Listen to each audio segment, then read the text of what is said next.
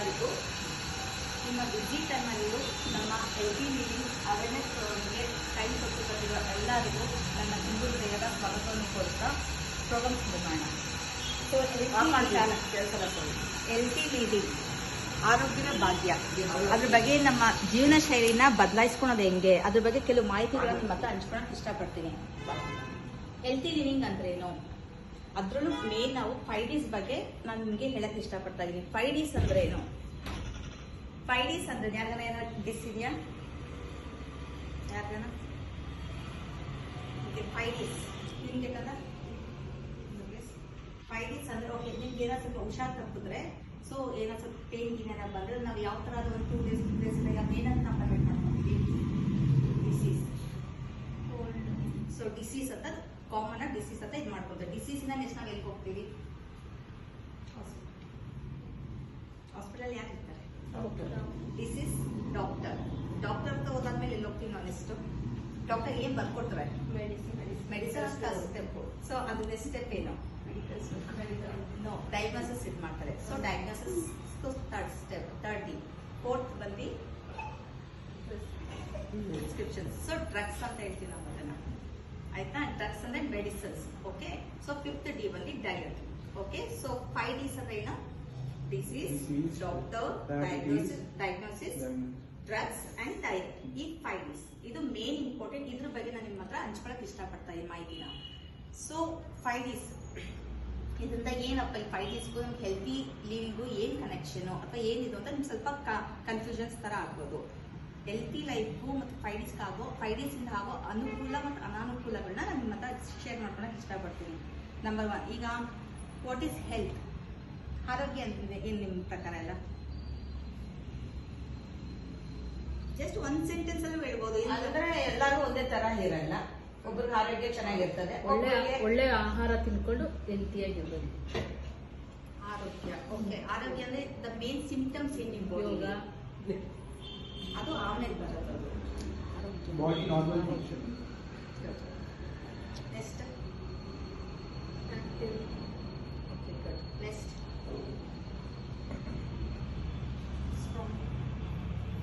Strong energetic ಆಗಿರೋದು, ಅದು okay. So ಆರೋಗ್ಯ ಅಂದ್ರೆ ನಮ್ಮ ದೇಹದಲ್ಲಿ ಯಾವುದೇ ತರ ಕಾಯಿಲೆ ಇಲ್ಲದೆ, ಕಂಪ್ಲೀಟ್ ಯಾವುದೇ ತರ ಪೇನ್ಗಳಿಲ್ಲದೆ, ಪೇನ್ ಅಂದ್ರೆ ಕೈ ನೋವು, ಕಾಲು ನೋವು, ಮಂಡಿ ನೋವು, ಯಾವುದೇ ತರ ಪೇನ್ಗಳಿಲ್ಲದೆ ಎನರ್ಜೆಟಿಕ್ ಆಗಿ ಮತ್ತು ಮಾನಸಿಕವಾಗಿ ಅದು ಹೆಲ್ತಿ. ಬಾಡಿ ಮತ್ತು ಮೆಂಟಲ್ ಹೆಲ್ತ್ ಎರಡೂ ಇಂಪಾರ್ಟೆಂಟ್. ನಾವು ಹೆಲ್ತಿ ಆಗಿರ್ಬೇಕು ಅಂದ್ರೆ, ಈಗ ಬಾಡಿ ಹೆಲ್ತಿ ಆಗಿದ್ವಿ ಮತ್ತು ಮೆಂಟಲಿ ನಾವು ಡಿಸೇಬಲ್ ಆಗಿದೆ, ಅದು ಹೆಲ್ತಿ ಅಂತ ಅನ್ಸ್ಕೊಳಲ್ಲ. ಸೊ ಹಿಂಗಿದ್ದಾಗ ಎಲ್ಲ ತರ ನಾವು ಯಾವುದೇ ತರ ಕಾಯಿಲೆ ಮೀನ್ಸ್ ಪೇನ್ಗಳು ಇಲ್ಲದೆ, ಡಿಸೀಸ್ ಇಲ್ಲದೆ, ಎಲ್ಲಿ ಮೆಂಟಲಿ ಅನ್ಫಿಟ್ ಇಲ್ಲದೆ ಆರಾಮಾಗಿದೆ, ವಿ ಆರ್ ಹೆಲ್ತಿ ಅಂತ ನಾವು ಕನ್ಸಿಡರ್ ಮಾಡ್ತೀವಿ. ಇನ್ನ ಈಸಿ ಆಗಿರ್ಬೇಕು ಅಂದ್ರೆ ಮಾರ್ನಿಂಗ್ ಎದ್ದ ತಕ್ಷಣ ನಾವು ಯಾವುದೇ ತರ ಮೂಡ್ ಸ್ವಿಂಗ್ಸ್ ಇಲ್ಲದೆ, ಆರೋಗ್ಯವಾಗಿ ಎನರ್ಜೆಟಿಕ್ ಆಗಿ, ಯಾವುದೇ ತರ ಬಾಡಿ ಪೇನ್ ಇಲ್ಲದೆ, ಆಯಾಸ ಇಲ್ಲದೆ ಆರಾಮಾಗಿ ನಾವು ಮಾರ್ನಿಂಗ್ ಎದ್ದಾಗ ನಾವು ಹೇಳ್ತೀವಿ ಆಲ್ಮೋಸ್ಟ್ ಬೆಳಗ್ಗೆ ನಾವು ಹೆಂಗೆ ಎದ್ದೇಳ್ತೀವಿ ಇಡೀ ದಿನ ಡಿಪೆಂಡ್ ಆಗುತ್ತೆ ಅಂತ. ಸೊ ದಟ್ ಈಸ್ ಹೆಲ್ತಿ ಅಂತ ಹೇಳ್ತೀವಿ. In the same way unhealthy ಅಂದ್ರೆ ಏನು? ಬಾಡಿ ರೆಸ್ಟ್ಲೆಸ್, ಸ್ಟ್ರೈನ್ ಆಗೋದು. ಸೇಮ್ ಡೆಟ್ ಅಪೋಸಿಟ್ ಇದು. ಬಾಡಿಗೆಲ್ಲ ಯಾವುದೇ ಪಾರ್ಟ್ ಅಲ್ಲಿ ಪೇನ್ ಬಂದ್ಲಿ ಅಥವಾ ನಮ್ಮ ಮನಸ್ಸಿಗೆ ಯಾವ ತರ ನಾರ್ಮಲ್ ಆಗಿಲ್ಲದೆ, ಎನರ್ಜೆಟಿಕ್ ಇಲ್ಲದೆ ಇದ್ರೆ ಅದನ್ನ ನಾವು ಅನ್ಹೆಲ್ತಿ ಅಂತ ಕನ್ಸಿಡರ್ ಮಾಡ್ತೀವಿ. ಸೊ ಸಪೋಸ್ ಇವಾಗ ನನಗೆ ಕಾಫ್ ಇದೆ ಅನ್ಕೊಳ್ಳಿ, ಕೆಮ್ಮಿದೆ ಅಥವಾ ಸ್ಟಮಕ್ ಇದೆ, ಇಲ್ಲಿ ಸ್ಟಮಕ್ ಇದೆ, ಸ್ಟಮಕ್ ಅಲ್ಲಿ ಪೇನ್ ಬಂದ್ರೆ ಸೊ ನಾವ್ ಏನ್ ಮಾಡ್ತೀವಿ? ಸ್ಟಮಕ್ ಅಲ್ಲಿ ಪೇನ್ ಬಂದ್ರೆ ಅಥವಾ ಕಾಫ್ ಏನಾರ ಬಂದ್ರೆ ಏನ್ ಮಾಡ್ತೀವಿ? ಒಂದ್ ಸ್ವಲ್ಪ ಸಿವಿಯರ್ ಆಗಿ ಪೇನ್ ಬಂದ ನಾವ್ ಎಲ್ಲಿ ಹೋಗ್ತೀವಿ? ಡಾಕ್ಟರ್ ಹತ್ರ ಹೋಗ್ತೀವಿ. ನಾವು ಡಾಕ್ಟರ್ ಹತ್ರ ಹೋದಾಗ ಡಾಕ್ಟರ್ ಏನ್ ಮಾಡ್ತಾರೆ? ಮೆಡಿಸಿನ್ ಕೊಡ್ತಾರೆ, ಟ್ರೀಟ್ಮೆಂಟ್. ಡಾಕ್ಟರ್ ಹತ್ರ ಹೋಗಿ ನೀವ್ ಏನ್ ಹೇಳ್ತೀರಾ? ಫಸ್ಟ್ ಏನಾಗುತ್ತೆ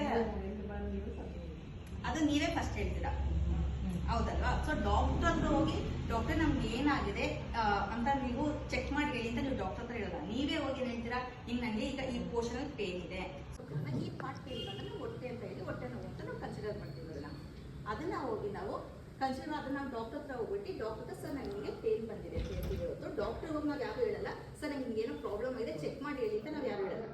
ಸೊ ನಾವೇನ್ ಹೇಳ್ತೀವಿ ಅವಾಗ? ಸೊ ನಮ್ಗೆ ಹೊಟ್ಟೆ ನೋವು ಬಂದಿದೆ, ಕೈ ನೋವು ಬಂದಿದೆ, ಸೊ ಏನ್ ರಿಲೇಟೆಡ್ ಏನಿದೆ ಅದು ಹೋಗಿ ಡಾಕ್ಟರ್ ಹತ್ರ ಹೋಗಿ ಹೇಳಿದಾಗ ಡಾಕ್ಟರ್ ಏನ್ ಮಾಡ್ತಾರೆ?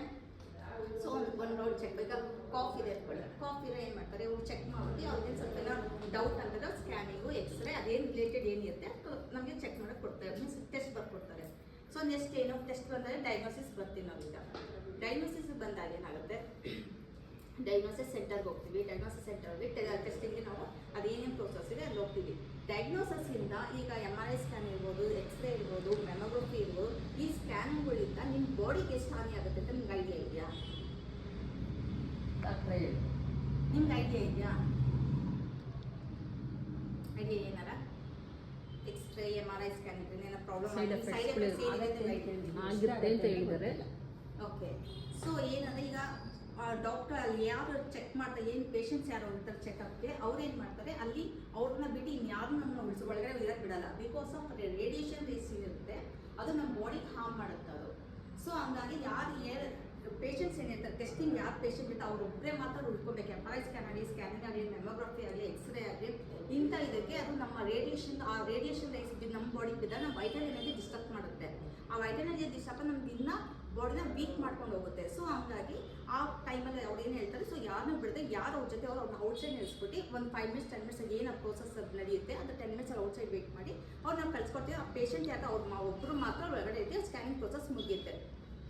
ನಾವು ಅಲ್ಲಿ ಒಳಗಡೆ ಹೋಗಿರೋದು ಏನಕ್ಕೆ, ನಾವು ಆ್ಯಕ್ಚುಲಿ ಟೆಸ್ಟಿಂಗ್ ಅಂತ ಹೋಗಿರೋದು ಯಾಕೆ ನಮ್ಮ ಬಾಡಿ ಏನೋ ಪ್ರಾಬ್ಲಮ್ ಇದೆ ಅದಕ್ಕೋಸ್ಕರ ನಾವು ಒಳಗಡೆ ಮೀನ್ಸ್ ಟೆಸ್ಟಿಂಗ್ ಅಂತ ಹೋಗಿದ್ದೀವಿ. ನಾವು ಡಯಾಗ್ನೋಸಿಸ್ ಸೆಂಟರ್ಗೆ ಹೋಗಿ ಟೆಸ್ಟ್ ಮಾಡ್ಸೋಕೆ ಹೋಗಿದ್ದೀವಿ.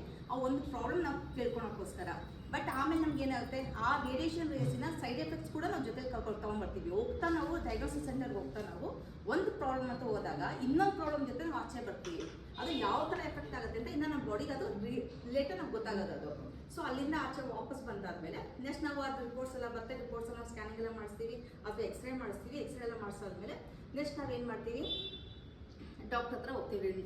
ಬ್ಯಾಕ್ ಟು ಡಾಕ್ಟರ್ಗೆ ಹೋಗಿ ಸೊ ಪ್ರಿಸ್ಕ್ರಿಪ್ಷನ್ಸ್ ಡ್ರಗ್ಸ್ ಏನೋ ಮೆಡಿಸನ್ಸ್ ಅಂತ ಹೇಳ್ತೀವಿ, ಆ ಡ್ರಗ್ಸ್ ಇದಕ್ಕೆ ನಾವು ಹೋಗ್ತೀವಿ. ಅದಕ್ಕೆ ಹೋಗಾದ್ಮೇಲೆ ನೆಕ್ಸ್ಟ್ ಏನೋ ಡಾಕ್ಟರ್ ಸೋ ಇನ್ಫೆಕ್ಷನ್ ಇದೆ ಅಥವಾ ಲಂಗ್ಸಲ್ಲಿ ಕಫ ಕಟ್ಟಿದೆ ಸೋ ಅಂತ ಹೇಳಿ ನಮಗೆ ಒಂದು ಮೆಡಿಸಿನ್ಸ್ ಬರ್ಕೊಡ್ತಾರೆ. ಬರ್ಕೊಟ್ಟಾದ್ಮೇಲೆ ಏನು ಮಾಡ್ತೀವಿ, ನಾವು ಮೆಡಿಕಲ್ ಶಾಪಲ್ಲಿ ಹೋಗಿ ಒಂದು ಟ್ಯಾಬ್ಲೆಟ್ಸ್ ತಗೊಂಡು ಆ ಬೈದಲ್ಲೇ ಹೋಗಿ ನಮ್ಮ ಮಾತನಾಡೋಕೆ ಶುರು ಮಾಡ್ತೀವಿ. ಈಗ ನಾನು ಒಂದು ಪ್ರಶ್ನೆ ಅಂದರೆ ಯಾವುದೇ ಟ್ಯಾಬ್ಲೆಟ್ ನಿಮ್ಗೆ 100% ಕ್ಯೂರ್ ಮಾಡುತ್ತಾ? ಅದು ಸೇಫಾ? ಯಾವುದೇ ಸೈಡ್ ಎಫೆಕ್ಟ್ಸ್ ಇರಲ್ಲ ಟ್ಯಾಬ್ಲೆಟ್ಸಿಂದ? 100% ಕ್ಯೂರ್ ಮಾಡುತ್ತಾ ಟ್ಯಾಬ್ಲೆಟ್ಸು?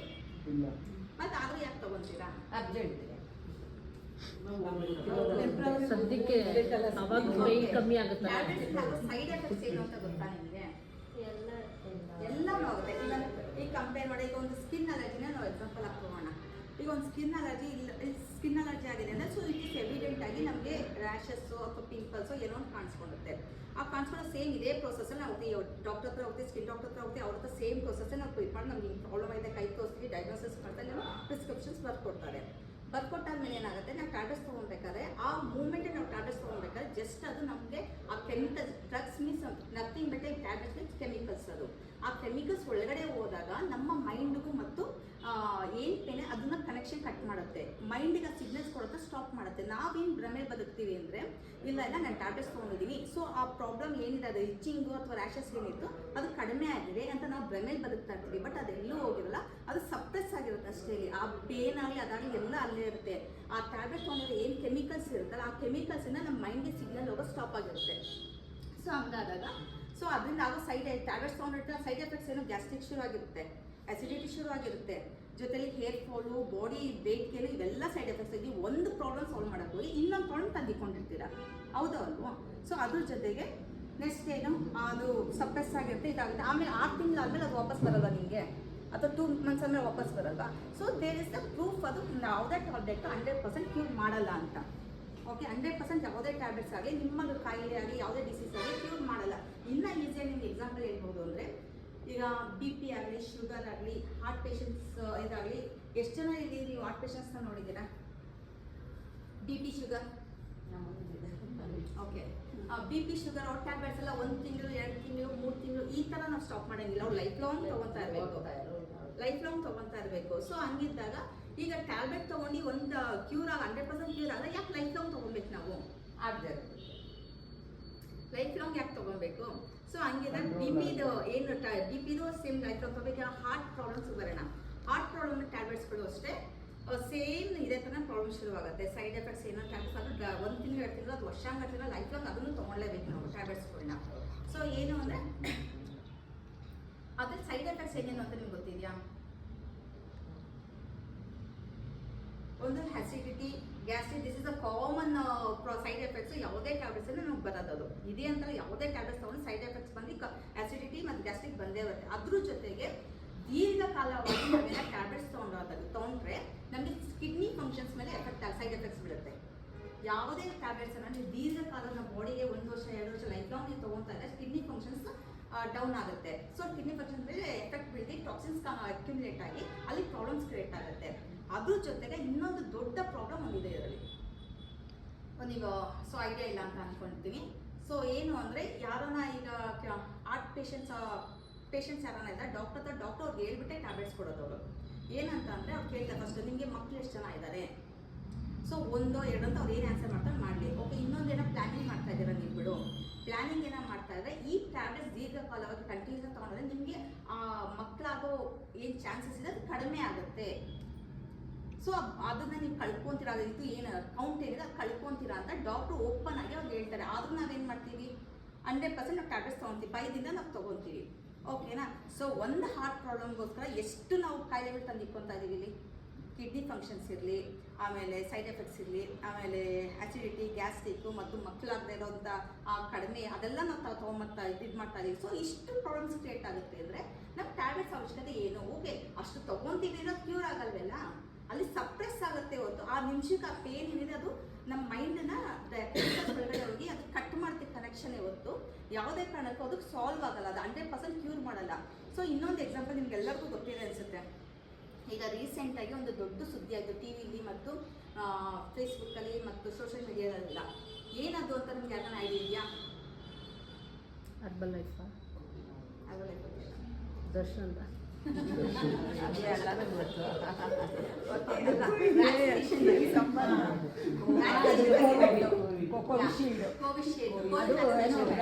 ಫ್ಲಾಟ್ ಮಾಡುತ್ತೆ ಪ್ರಾಬ್ಲಮ್ಸ್ ಕ್ರಿಯೇಟ್ ಆಗುತ್ತೆ. ಸೊ ನಮಗೆ ಅವ್ರು ಆಲ್ಮೋಸ್ಟ್ ನಾವು ಎಲ್ಲರೂ ವ್ಯಾಕ್ಸಿನೇಷನ್ಸ್ ಹಾಕ್ಸ್ಕೊಂಡಿದ್ದೀರಾ. ಎಷ್ಟು ವರ್ಷದಿಂದ ಹಾಕ್ಸ್ಕೊಂಡಿದ್ದೀರಾ ನೀವು? ಆಯ್ತಲ್ಲ, ಸ್ಟಾರ್ಟಿಂಗ್ ಬಂದಾಗ 3 4 ಇಯರ್ಸ್ ಆಯ್ತು. ಎಲ್ಲರೂ ಆಲ್ಮೋಸ್ಟ್ ಎಲ್ಲರೂ 3 ಇಯರ್ಸ್ ಆಗಿದೆ.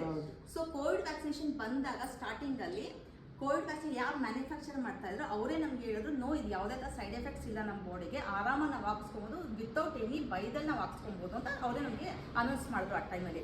ಬಟ್ ಆ ಟೈಮಲ್ಲಿ ಅಂದ್ರೆ ಯಾರು ಕೋವಿಡ್ ಟ್ರೀಟ್ಮೆಂಟ್ ತೊಗೊಂಡ್ರೆ ಆ ಟೈಮಲ್ಲಿ ಅವ್ರಿಗೆ ಎಷ್ಟು ಸೈಡ್ ಎಫೆಕ್ಟ್ಸ್ ಆಯಿತು. ಅದಕ್ಕಿಂತ ಆಫ್ಟರ್ ಟ್ರೀಟ್ಮೆಂಟಲ್ಲಿ ಎಷ್ಟೋ ಜನ ಕಣ್ಗಳು ಕಳ್ಕೊಂಡು ಅಂದರೆ ಜಸ್ಟ್ ಬ್ಲೈಂಡ್ನೆಸ್ ಆಗಲಿಲ್ಲ, ಅವ್ರಿಗೆ ಕಣ್ಣು ಸಮೇತ ಆಚೆ ತೆಗೆದುಬಿಟ್ಟು ಅವ್ರಿಗೆ ಆರ್ಟಿಫಿಷಿಯಲ್ ಕಣ್ಣು ಹಾಕಿದ್ದಾರೆ. ಅದು ನನ್ನ ಫ್ರೆಂಡ್ ಹಸ್ಬೆಂಡ್ಗೆ ಆಗಿದೆ. ಅದು ಆ ಲೆವೆಲ್ ಆಫ್ಟರ್ ಟ್ರೀಟ್ಮೆಂಟ್ ಅವ್ರಿಗೆ ಸೈಡ್ ಎಫೆಕ್ಟ್ ಶುರು ಆಯಿತು. ಆಮೇಲೆ ಅದು ಇದು ವ್ಯಾಕ್ಸಿನೇಷನ್ ತೊಗೊಂಡಾಗ ನಿಮಗೆಲ್ಲ ಫೀಲ್ ಆಗಿರೋದು, ಬಾಡಿ ಒಂಥರ ಟೈರ್ಡ್ನೆಸ್ ಆಗಿರೋದು, ಸ್ವೆಟ್ಟಿಂಗ್ ಆಗಿರ್ಬೋದು, ಅಥವಾ ಸಮಥಿಂಗ್ ವೆಯ್ಟ್ ಗೇನ್ ಆಗಿರ್ಬೋದು, ಏರ್ ಫಾಲ್ ಆಗಿರ್ಬೋದು, ನೀವೆಲ್ಲ ಸಫರ್ ಮಾಡಿ ನೋಡಿಟ್ಟು ಅನ್ಕೋಸ್ ಯಾಕೆ ಎಲ್ಲ ನೀವು ವ್ಯಾಕ್ಸಿನೇಷನ್ ಹಾಕ್ಸ್ಕೊಂಡಿರೋರು, ಯಾರು ಹಾಕ್ಸ್ಕೊಂಡಿಲ್ಲ ಅಂತ ಏನಿಲ್ಲ. ಸೊ ಈ ಥರ ಎಲ್ಲ ಪ್ರಾಬ್ಲಮ್ಸ್ಗಳು ಕ್ರಿಯೇಟ್ ಆಗಬೇಕಾದ್ರೆ ಆಮೇಲೆ ಇದು ಒಂದು ಈಗ ರೀಸೆಂಟಾಗಿ ಅವರೇ ಯಾರು ಮ್ಯಾನುಫ್ಯಾಕ್ಚರ್ ಮಾಡಿ ಯಾರು ಲಾಸ್ಟ್ ಟೈಮ್ ಏನು ಸ್ಟೇಟ್ಮೆಂಟ್ ಕೊಟ್ಟಿದ್ರು, ಇಲ್ಲ ನಮ್ಗೆ ಯಾವುದೇ ಥರ ಸೈಡ್ ಎಫೆಕ್ಟ್ಸ್ ಇಲ್ಲ ಅಂದರೆ ಈಗ ಅವರೇ ಬಂದು ಓಪನ್ ಆಗಿ ಈಗ ಮೀಡಿಯಾ ಮುಂದೆ ಹೇಳಿದ್ದಾರೆ, ನೋ ಅದರಿಂದ ಸೈಡ್ ಎಫೆಕ್ಟ್ಸ್ ಇದೆ. ಸೈಡ್ ಎಫೆಕ್ಟ್ಸ್ ಜೊತೆಗೆ ಹಾರ್ಟ್ ಪ್ರಾಬ್ಲಮ್ಸ್ಗಳು ಜಾಸ್ತಿ ಆಗ್ತವೆ ಇದರಿಂದ. ಸೊ 3 ವರ್ಷ ಆಗಿರ್ಬೋದಲ್ಲ ಎಲ್ಲ ನಾವೆಲ್ಲ ಹಾಕ್ಸ್ಕೊ 3 ವರ್ಷ ಆದ್ಮೇಲೆ ನಮ್ಗೆ ಹಾರ್ಟ್ ಪ್ರಾಬ್ಲಮ್ಸ್ ಮತ್ತೆ ನಮಗೆ ರೀಅಕ್ವರ್ ಆಗ್ತದೆ. ನಮ್ಮ ಬಾಡಿ ಅಷ್ಟು ಟಾಕ್ಸಿನ್ಸ್ ಆ ಇಂಜೆಕ್ಷನಿಂದ ಹೋಗಿದೆ ಅಂದರೆ ಇನ್ನು ಆ್ಯಕ್ಚುಲಿ ನಿಮ್ಮ ಬಾಡಿ ಬೇರೆ ಥರ ಫಂಕ್ಷನ್ಸ್ ಮಾಡುತ್ತೆ, ಅವ್ರ ಬಾಡಿ ಬೇರೆ ಥರ ಫಂಕ್ಷನ್ ಮಾಡುತ್ತೆ. ಎಲ್ಲರ ಬಾಡಿಲಿ ಡಿಫ್ರೆಂಟಾಗಿ ಫಂಕ್ಷನ್ಸ್ ಇರುತ್ತೆ. ಅದು ಇದು ಆ ಇಂಜೆಕ್ಷನ್ಸ್ ವ್ಯಾಕ್ಸಿನೇಷನ್ಸ್ ಹೋಗಿ ಯಾವ ಮಟ್ಟದ ಟಾಕ್ಸಿನ್ಸ್ ಎಲ್ಲರಿಗೂ ಒಂದೇ ಹಾರ್ಟ್ ಪ್ರಾಬ್ಲಮ್ಸ್ ಬರುತ್ತೆ ಅಂತ ಹೇಳೋಕ್ಕಾಗಲ್ಲ. ಈಗ ನಿಮ್ಮ ಹಾರ್ಟ್ ಪ್ರಾಬ್ಲಮ್ಸ್ ಒಂಥರ ಬಂದರೆ ಅವ್ರಿಗೆ ಇನ್ನೊಂದು ಥರ ಕಾಣಿಸ್ಕೊಳುತ್ತೆ. ಸೊ 3 ಇಯರ್ಸ್ ಆದರೂ ಆ ವ್ಯಾಕ್ಸಿನೇಷನ್ ಟಾಕ್ಸಿನ್ಸ್ ಕಡಿಮೆ ಆಗಿಲ್ಲ ಅಂದರೆ ಇನ್ನು ಯಾವ ಮಟ್ಟದ ಅದು ಎಫೆಕ್ಟ್ ಇರ್ಬೋದು ಅದು. ಸೊ ಹಿಂಗೆಲ್ಲ ಇದೆ. ಟಾಕ್ಸಿನ್ಸ್ ನಮ್ಮ ಬಾಡಿಗೆ ಬೇಕಾ? ಮಾತ್ರೆ, ಕೆಮಿಕಲ್ಸ್, ಡ್ರಗ್ಸ್ ಆಗಲಿ, ವ್ಯಾಕ್ಸಿನೇಷನ್ಸ್ ಆಗಲಿ ನಮ್ಮ ಬಾಡಿಗೆ ಅದು ಸೇಫಾ? ಸೊ ಅದಕ್ಕೆ ನಮ್ಮ ಹಿರಿಯರು ಒಂದು ಮಾತು ಹೇಳ್ತಾ ಇದ್ರು, ಆರೋಗ್ಯವೇ ಭಾಗ್ಯ, ಊಟ ಬಲ್ಲವನಿಗೆ ರೋಗವಿಲ್ಲ ಅಂತ ನಮ್ಮ ಹಿರಿಯರು ಒಂದು ಮಾತು ಹೇಳ್ತಾ ಇದ್ರು ಅವಾಗಲೇ. ಅವರ ಜೀವನ ಶೈಲಿ ಏನು ಅಂತ ನಿಮ್ಗೆ ಎಲ್ಲರಿಗೂ ಗೊತ್ತಿದೆ. ಯಾರನ್ನ ಹೇಳ್ತೀರಾ? ಕಷ್ಟ ಹೌದೇ? ಕೆಲಸ ಮಾಡೋದು, 2 ಟೈಮ್ಸ್ ಊಟ ಅಷ್ಟೇ ಅವ್ರದ್ದು. ಊಟ ಮಾಡೋದು, ನಮ್ಮ ಥರ ಈ ಥರ ಎಲ್ಲ ಸಿಕ್ಕಿದ್ರೆ ತಿಂತಾರೆ. ಹೊತ್ತು ಮುಳುಗಿದ ಮೇಲೆ ಊಟ ಮಾಡೋರು. ಸೂರ್ಯ ಮುಳುಗಮ್ಮೆ ಮಾಡ್ತಾ ಇರಲಿಲ್ಲ ಅವರು. ಅದೇನೆ ಮುಳುಗಿದ ಮೇಲೆ ಮುಂಚೆನೆ ಮಾಡೋದು. 12 ಗಂಟೆ ಊಟ ಮಾಡಿದ್ರೆ ಸಂಜೆ ಒಂದ್ಸಲ ಊಟ, 11 ಗಂಟೆ ಮಾಡಿದ್ರೆ ಸಾಯಂಕಾಲ 6:30ಗೆ ಊಟ. ಸಾರು ತಿನ್ನೋರು. ಇವಾಗ ಅಂದ್ರೆ ಎಲ್ಲ ಏನದು ಆಯಿಲಿ ಫುಡ್ ಕಮ್ಮಿ, ಏಕಂದ್ರೆ ನಿಮ್ದು ಇವಾಗೆಲ್ಲ ಜಂಕ್ ಫುಡ್, ಎಲ್ಲ ಬೆಳೆದ ತರಕಾರಿ, ಸೊಪ್ಪು. ಮಧ್ಯಾಹ್ನ ಸ್ವಲ್ಪ ಹೊಟ್ಟೆ ತುಂಬ ತಿನ್ನಬೇಕು, ಸಾಯಂಕಾಲ ತಿನ್ನಂಗಿಲ್ಲ. ಡಯಟ್ ಬ್ಯಾಲೆನ್ಸ್ ಮಾಡಬೇಕು. ಯಾಕಂದ್ರೆ ನಿಮ್ಮ ಕಡೆ ಇದೆ ಉತ್ತರ. ಓಕೆ, ಅವರ ಜೀವನ ಶೈಲಿನ ಸ್ವಲ್ಪ ಒಂದು ಯೋಚನೆ ಮಾಡ್ಕೊಂಡು ಬರೋಣ. ಅದು ಹೆಂಗೆ ಅಂತ ನಾನು ಸ್ವಲ್ಪ ಹೇಳಕ್ಕೆ ಇಷ್ಟಪಡ್ತೀನಿ. ಅವ್ರ ಜೀವನ ಶೈಲಿನ ಅವ್ರು ಮಾರ್ನಿಂಗ್ ಎಷ್ಟು ಗಂಟೆಗೆ ಎದ್ದೇಳ್ತಾ ಇದ್ರು? 4 o'clock 4:30. ಮ್ಯಾಕ್ಸಿಮಮ್ 5 ಒಳಗೆ ಎದ್ಬಿಡೋರು, ರೈಟ್ ಅಲ್ವಾ? 5 o'clock ಎದ್ದಾದ್ಮೇಲೆ ಅವ್ರು ಏನು ಮಾಡ್ತಾ ಇದ್ರು? ಕೆಲಸ ಸ್ಟಾರ್ಟ್ ಮಾಡೋದು. ಸೊ ಫ್ರೆಶ್ ಅಪ್ ಅದು ಆಗೋರು. ಆ ಫ್ರೆಶ್ ಅಪ್ ಅದೆಲ್ಲ ಬಂದಾದ್ಮೇಲೆ ನೆಕ್ಸ್ಟ್ ಅವರು ಹಲ್ಲು ಉಜ್ತಾ ಇದ್ರು. ಅಲ್ಲಿ ಹೆಂಗ್ ಉಜ್ತಾ ಇದ್ರು ಅವರು? ಇದ್ದಿಲು. ಸೊ ಅದು ಏನು ಅಂದ್ರೆ ಅಲ್ಲೂ ಅವ್ರ ಕೆಮಿಕಲ್ಸ್ ಒಳಗಡೆ ಹೋಗಲ್ಲ. ಸೊ ಪ್ಯೂರ್ ನ್ಯಾಚುರಲ್ ನೇಚರ್ ಇಂದ ಏನು ಬರುತ್ತೆ ಅದನ್ನ ಮಾತ್ರ ಅವ್ರು ಯೂಸ್ ಮಾಡ್ತಾ ಇದ್ರು. ಅದಾದ್ಮೇಲೆ ಮಗ ತೊಳಿಯಕ್ಕೆ ಏನ್ ಮಾಡ್ತಾ ಇದ್ರು ಅವರು? ಇವಾಗೆಲ್ಲ ಕಡಲೆ ಹಿಟ್ಟು ಸ್ವಲ್ಪ ಜಸ್ಟ್ ಕೆಲವು ಬರೀ ಕೈಯಲ್ಲಿ ಪಡ್ಕೊಂಡು ಅಲ್ವಾ? ಯಾರು ಜಾಸ್ತಿ ಸೋಪ್ಸ್ ಆಗಿಲ್ಲ ಯೂಸ್ ಮಾಡ್ತಾ ಇದ್ದಿಲ್ಲ. ಸೊ ಇನ್ನು ಶಾಂಪೂಸ್ ಅಂತೂ 100% ಇಲ್ಲೇ ಇಲ್ಲ ಅವರಲ್ಲಿ, ಆಯ್ತಾ? ಸೊ ಅವ್ರು ಏನ್ ಸಿಗಿರ್ತಾ ಇತ್ತು, ಎಷ್ಟು ಗಟ್ಟಿಯಾಗಿ ದಪ್ಪ ಆಗಿ ಮತ್ತು ಕಪ್ಪಾಗಿರೋದು ಅವರೆಲ್ಲ. ಓಕೆ, ಅದಾದ್ಮೇಲೆ ನೆಕ್ಸ್ಟ್ ಅವರು ಒಳಗಡೆ ಬಂದು ಅವ್ರು ಕಾಫಿ ಅಂತ ಕುಡಿಯೋರು. ಕಾಫಿ ಅಂತ ಕುಡಿಬೇಕಾದ್ರೆ ಅವ್ರು ಏನ್ ಯೂಸ್ ಮಾಡ್ತಾ ಇದ್ರು ಕಾಫಿಲಿ? ಬೆಲ್ಲ. ನಾವೆಲ್ಲ ಬೆಲ್ಲದಲ್ಲಿ ಕಾಫಿ ಕುಡಿಯೋದ್ರಿಂದ ಆಗೋ ಪಾಸಿಟಿವ್ ಅಂದ್ರೆ ನಾವು ಬೆಲ್ಲ ಯಾರೋ ಸುಸ್ತ ಒಳಗಡೆ ಬಂದ ಬೆಲ್ಲ ಕೊಟ್ರೆ ಅವ್ರು ಎನರ್ಜೆಟಿಕ್ ಆಗ್ತಾರೆ. ಜೊತೆಗೆ ಯಾರೋ ಕಾಫಿ ಏನಾದ್ರು ಬಂದಾಗ ಒಂದು ಪುಟ್ಟಾಣಿ ಬೆಲ್ಲ ಕೊಟ್ಟರೆ, ಪೀಸ್ ಬೆಲ್ಲ ಕೊಟ್ರೆ ಅದು ಅವ್ರ ಆಂಟಿಬಯೋಟಿಕ್ ಆಗಿ ವರ್ಕ್ ಮಾಡುತ್ತೆ ಅಂತ. ಸೊ ಅವ್ರು ಎದ್ದಳ್ತಾನೆ ಅವ್ರ ಆಂಟಿಬಯೋಟಿಕ್ ಪ್ರಾಪರ್ಟೀಸ್ನ ಅವರು ಫುಡ್ ತರ ತಗೊಳ್ತಾ ಇದ್ರು. ಅದಾದ್ಮೇಲೆ ನೆಕ್ಸ್ಟ್ ಅವ್ರು ಏನ್ ಮಾಡ್ತಾ ಇದ್ರು? ನೆಕ್ಸ್ಟ್ ಅವರು ಟಿಫಿನ್ ಬರೋಣ. ಟಿಫಿನಲ್ಲಿ ಏನು ಅವ್ರೇನೋ ಪೂರಿ ಸಾಗು ಅದು ಏನೋ ತಗೋತಾ ಇದ್ರ? ರೊಟ್ಟಿ, ರಾಗಿ ರೊಟ್ಟಿ, ಜೋಳದ ರೊಟ್ಟಿ, ಚಟ್ನಿ, ಸೊಪ್ಪಲ್ಯ, ಕಾಳು ಪಲ್ಯ, ಏನು ಅವರು ರೀಸನಲ್ ಬೆಳೀತಾರೆ ಅದನ್ನ ಯೂಸ್ ಮಾಡ್ಕೊಂತ ಇದ್ರು. ಆಮೇಲೆ ಎಣ್ಣೆ ಕೂಡ ಅಷ್ಟೇ. ಎಣ್ಣೆ ಅವ್ರು ಯಾವ ತರ ಅವ್ರೇನು ಹೋಗ್ಬಿಟ್ಟು ಅಂಗಡಿ ಪ್ಯಾಕೆಟ್ ಎಣ್ಣೆ ಈ ತರ ಗಾಣದ ಎಣ್ಣೆ ಯೂಸ್ ಮಾಡ್ತಾ ಇದ್ರು. ಗಾಣದ ಅದಷ್ಟೆಲ್ಲ ಆದ್ಮೇಲೆ ಗಂಡಸ್ರು ಏನ್ ಮಾಡೋದು, ಸೀದಾ ಹೊಲಕ್ಕೆ ಹೋಗಿ ಮಾರ್ನಿಂಗ್ 9 ಗಂಟೆ 2 ಗಂಟೆವರೆಗೂ ದುಡಿತಾ ಇದ್ರು. ದುಡಿಬೇಕಾದ್ರೆ ಬಿಸಿಲಲ್ಲಿ ಅದು ನೇಚರ್ಗೆ ಅವ್ರು ಎಕ್ಸ್ಪೋಸ್ ಆಗಿರ್ತಾ ಇದ್ರು. ನೇಚರ್ಗೆ ಎಕ್ಸ್ಪೋಸ್ ಆದಷ್ಟು ನಮಗೆ ಎನರ್ಜಿ ಜಾಸ್ತಿ ಆಗುತ್ತೆ ಮತ್ತು ನಮ್ಮಲ್ಲಿ ರೋಗ ನಿರೋಧಕ ಶಕ್ತಿ ಜಾಸ್ತಿ ಆಗುತ್ತೆ. ಸೊ ಹಂಗಾದಾಗ ಅದು ಮತ್ತೆ 2 ಗಂಟೆಗೆ ಹೆಣ್ಮಕ್ಳುಗಳು ಏನಾದ್ರು ಮನೇಲಿ ಯಾರಿರ್ತಾರೋ ಊಟ ತಗೊಂಡೋಗೋರು. ಅವ್ರು ಮಾರ್ನಿಂಗ್ 9 ಗಂಟೆಯಿಂದ 2 ಗಂಟೆವರೆಗೂ ಅವ್ರು ಹೊಲದಲ್ಲಿ ಏನು ದುಡಿತಾರೋ ಅವ್ರು ಏನು ತಿಂದಿರ್ತಾರೆ 9 ಗಂಟೆಗೆ ಕಂಪ್ಲೀಟ್ ಆಗಿ ಅದು ಡೈಜೆಸ್ಟ್ ಆಗಿ ಎನರ್ಜೆಟಿಕ್ ಆಗಿ ಎನರ್ಜಿ ಯೂಸ್ ಆಗಿ ಅವರು ಹೊಲದಲ್ಲಿ ಕೆಲಸ ಮಾಡಿ ಎನರ್ಜಿ ಅದು ಯೂಸ್ ಆಗಿರುತ್ತೆ. 2 ಗಂಟೆಗೆ ನೀವು ಅದು ಊಟ ಮಾಡೋದ್ರಿಂದ ಅದು ಮತ್ತೆ ಅದ್ರ ಬಾಡಿ ತಗೊಳುತ್ತೆ. ಸೊ ಬ್ಯಾಕ್ ಟು ಬ್ಯಾಕ್ ಅದು ಫೀಲ್ ಮಾಡ್ದಂಗೆ ಆಗಲ್ಲ. ಸೊ 2 ಗಂಟೆಗೆ ಊಟ ಮಾಡಿದ್ಮೇಲೆ ಅದು ಬಾಡಿಗೆ ಸೂಟ್ ಆಗುತ್ತೆ. ಅದು ಏನು ಊಟ ಅವ್ರು ಏನು ತಗೊಳೋದು? ರಾಗಿ ಮುದ್ದೆ, ಸೊಪ್ಪು ಸಾರು, ಉಪ್ಸಾರು, ಬಸ್ಸಾರು, ಅದು ಕಾಳು ಪಲ್ಯ ಇಂತಾರೆ. ಓಕೆ, ಇಷ್ಟೆಲ್ಲ ಮತ್ತೆ ಬ್ಯಾಕ್ ಟು 4 o'clock 5 o'clock ಅವ್ರು ಏನೂ ತಿಂತಾ ಇರಲಿಲ್ಲ. ಡೈರೆಕ್ಟ್ ಅವರು 6 ರಿಂದ 7 ಗಂಟೆ ಒಳಗಡೆ ಊಟ ಮಾಡೋರು. 9 ಗಂಟೆ ಒಳಗಡೆ ಅವರು ಆಲ್ಮೋಸ್ಟ್ 2 hours ಗ್ಯಾಪ್ ಇಟ್ಕೊಂಡವರು. 9 ಗಂಟೆ ಬ್ಯಾಕ್ ಟು ಬೆಡ್ ಅಂತ ಹೇಳ್ಬಿಟ್ಟು ಅವ್ರು ಮಲ್ಕೊಂಡ್ಬಿಡೋರು. ಸೊ ಇದು ಅವ್ರ ಜೀವನ ಶೈಲಿ ಆಗಿರೋದು. ನಮ್ಮ ಜೀವನ ಶೈಲಿ ಏನಿದೆ ಇವಾಗ? ನಮ್ಮ ಜೀವನ ಶೈಲಿ ಏನಿದೆ ಮಾಡೋದು? ನಾವು ಹೇಳಿ, ನಮ್ಮ ಜೀವನ ಶೈಲಿ ಏನಿದೆ? ಯಾರು 9 ಗಂಟೆ ಒಳಗಡೆ ಯಾರು ಊಟ ಮಾಡಲ್ಲ ಮೇಲೆ 9 ಗಂಟೆ ಮೇಲೆ. ನಮ್ಮ ಜೀವನ ಶೈಲಿ ಏನಿದೆ? ನಮ್ಮ ಜೀವನ ಶೈಲಿ ಏನಿದೆ? ನಾವು ನೈಟ್ ಮಲ್ಕೊಳ್ಳೋದು ಸ್ವಲ್ಪ ಲೇಟ್ ಆಗುತ್ತೆ. ಆಗ್ಲೂ ರಾತ್ರಿ ಮಾಡ್ಕೊಂಡವ್ರೆ, ರಾತ್ರಿ ಏನು ಅಂದ್ರೆ ಈಗ ಮಾರ್ನಿಂಗ್ ನಾವು ಆಲ್ಮೋಸ್ಟ್ ಎದ್ರೆ ಒಂದು 7 ಗಂಟೆಗೆ ಯಾರು ಎದ್ದೇಳಲ್ಲ. ನನ್ನ ಪ್ರಕಾರ 7 ಗಂಟೆಗೆ ಯಾರು ಎದ್ದೇಳಲ್ಲ.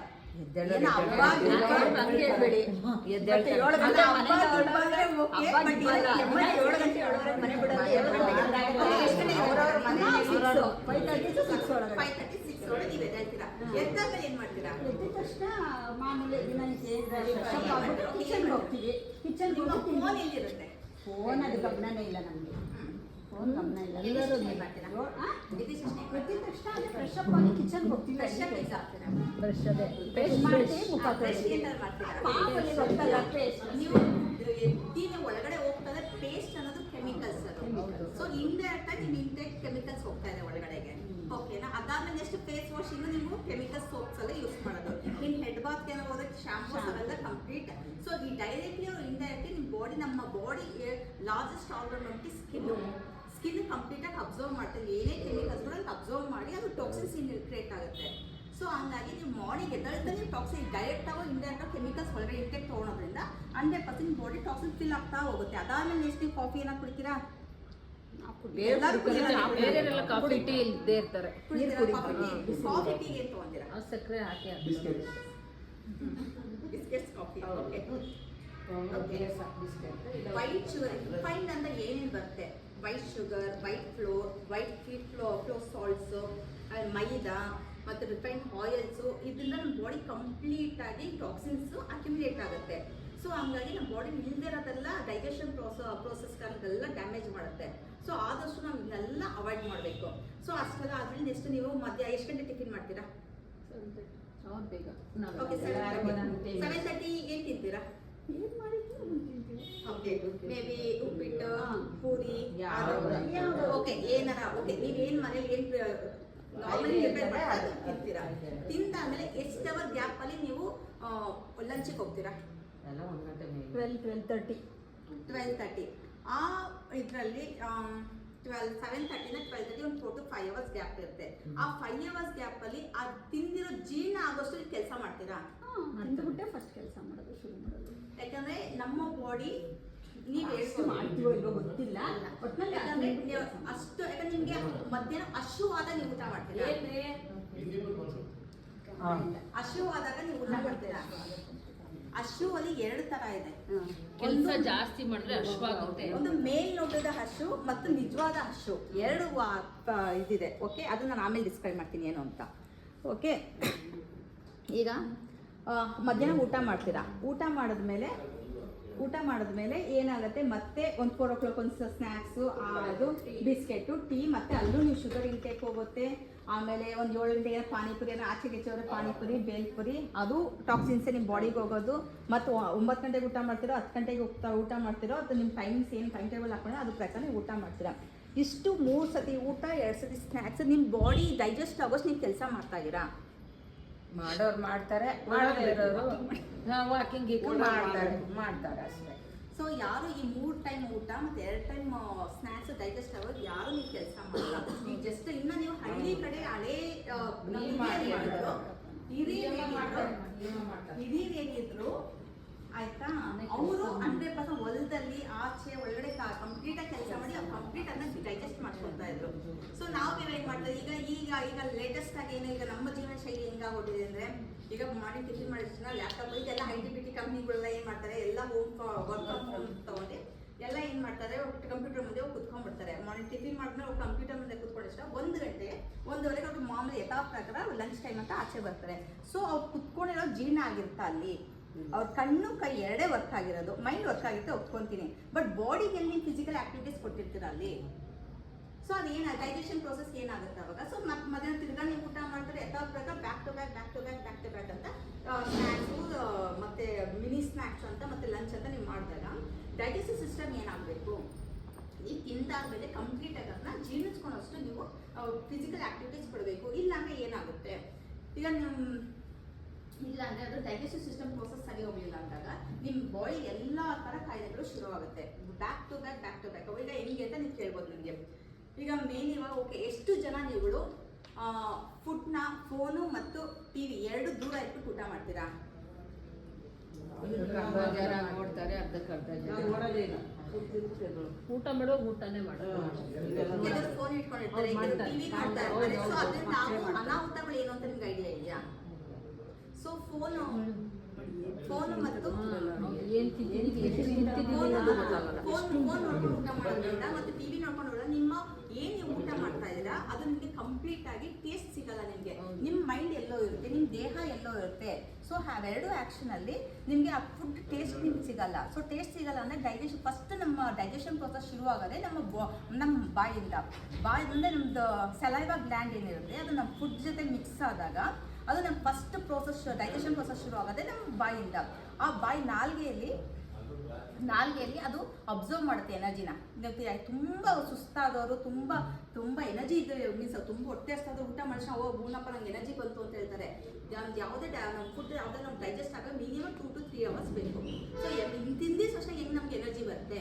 ಬಿಕಾಸ್ ಆಫ್ ನಮ್ಮ ಬಾಯಿಂದ the first process of digestion ಬಂದರೆ ನಮ್ಮ ಬಾಯಿ ಶುರು ಆಗೋದು. ಸೊ ಸಲೈವಾ ಗ್ಲ್ಯಾಂಡ್ ಬಂದ್ಬಿಟ್ಟು ನಮ್ಮ ಫುಡ್ ಜೊತೆ ಸೇರಿದಾಗ ಡೈಜೆಷನ್ ಪ್ರೋಸೆಸ್ ಶುರು ಆದಾಗ ನಮ್ಮ ನಾಲ್ಗೆ ಅಬ್ಸರ್ವ್ ಮಾಡುತ್ತೆ ಅದು ಫುಡ್ನ ಎನರ್ಜಿ ಅಬ್ಸರ್ವ್. ನೆಕ್ಸ್ಟ್ ಅದು ನಮ್ಗೆ ಸೆಂಡ್ ಮಾಡೋದು ಸ್ಟಮಕ್ಗೆ. ಸ್ಟಮಕಲ್ಲಿ ಅದು ರಿಲೇಟೆಡ್ ಆರ್ಗನ್ಸ್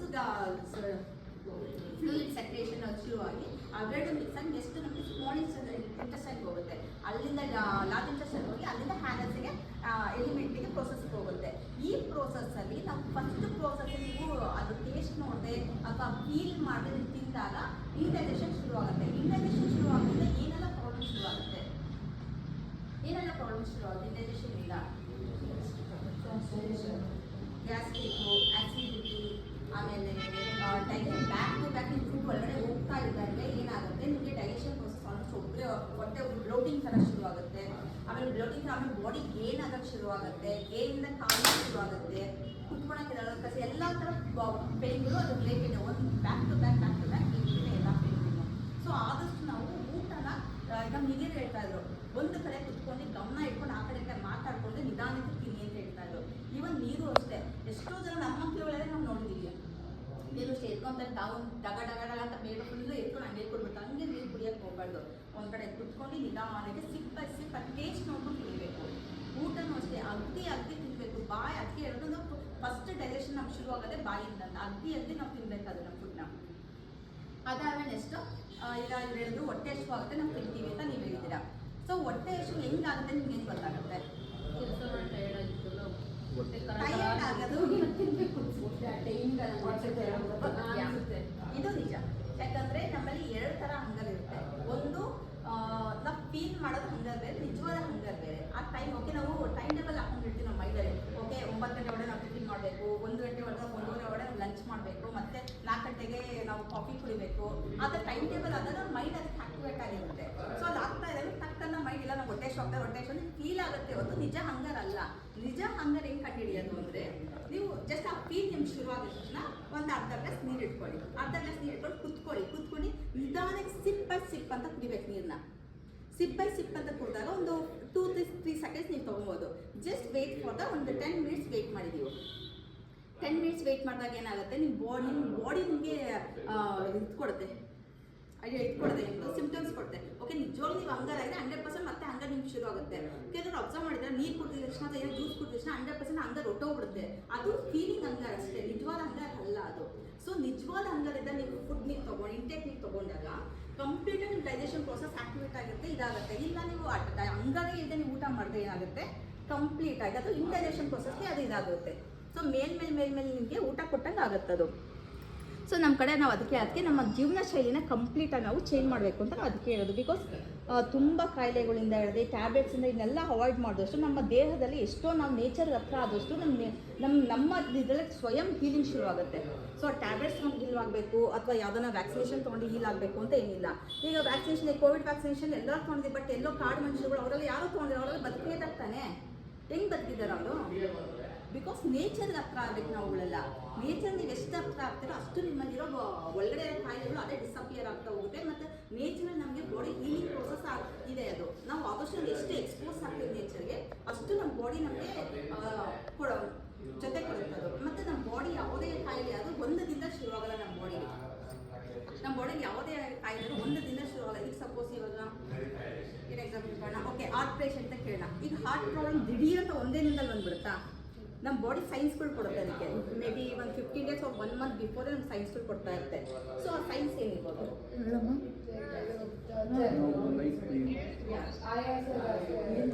ಸ್ವೆಟ್ ಆಗೋದು, ಸ್ವೆಟ್ಟಿಂಗ್ ಜಾಸ್ತಿ ಆಗುತ್ತೆ, and maybe chest pain ಜಾಸ್ತಿ ಆಗುತ್ತೆ, ಲೆಫ್ಟ್ ಹ್ಯಾಂಡ್ ಪೇನ್ ಬರುತ್ತೆ, ಮೆಟ್ಲು ಹತ್ತಬೇಕಾದ್ರೆ ದವಡೆ ನೋವು ಬರುತ್ತೆ.